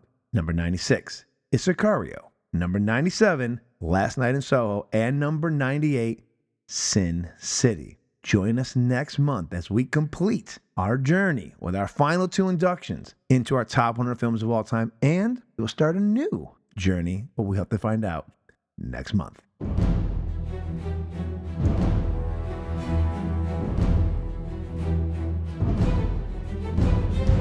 That will do it for another action-packed movie showdown. Now you can join in on the debate and let us know who you had as the winner of this month's head-to-head cinematic battle by following the show on all its socials. Those links can be found in our show notes. And be sure to join us again in 2 weeks for our latest episode of Dropping a Bruise, available, just like this podcast, exclusively on the last of the Action Heroes Podcast Network, where you can find other amazing shows dedicated to such iconic action stars as Stallone, Lundgren, Van Damme, Schwarzenegger, and Seagal. The link to the network can also be found in the show's notes. We hope you'll drop in again next month as we pit 2 more action movie sequels against one another, as 2012's Prometheus squares off against 2014's Dawn of the Planet of the Apes for sequel supremacy. So until then, stay explosive, my friends. This has been a Man with an Exceptional Beard production.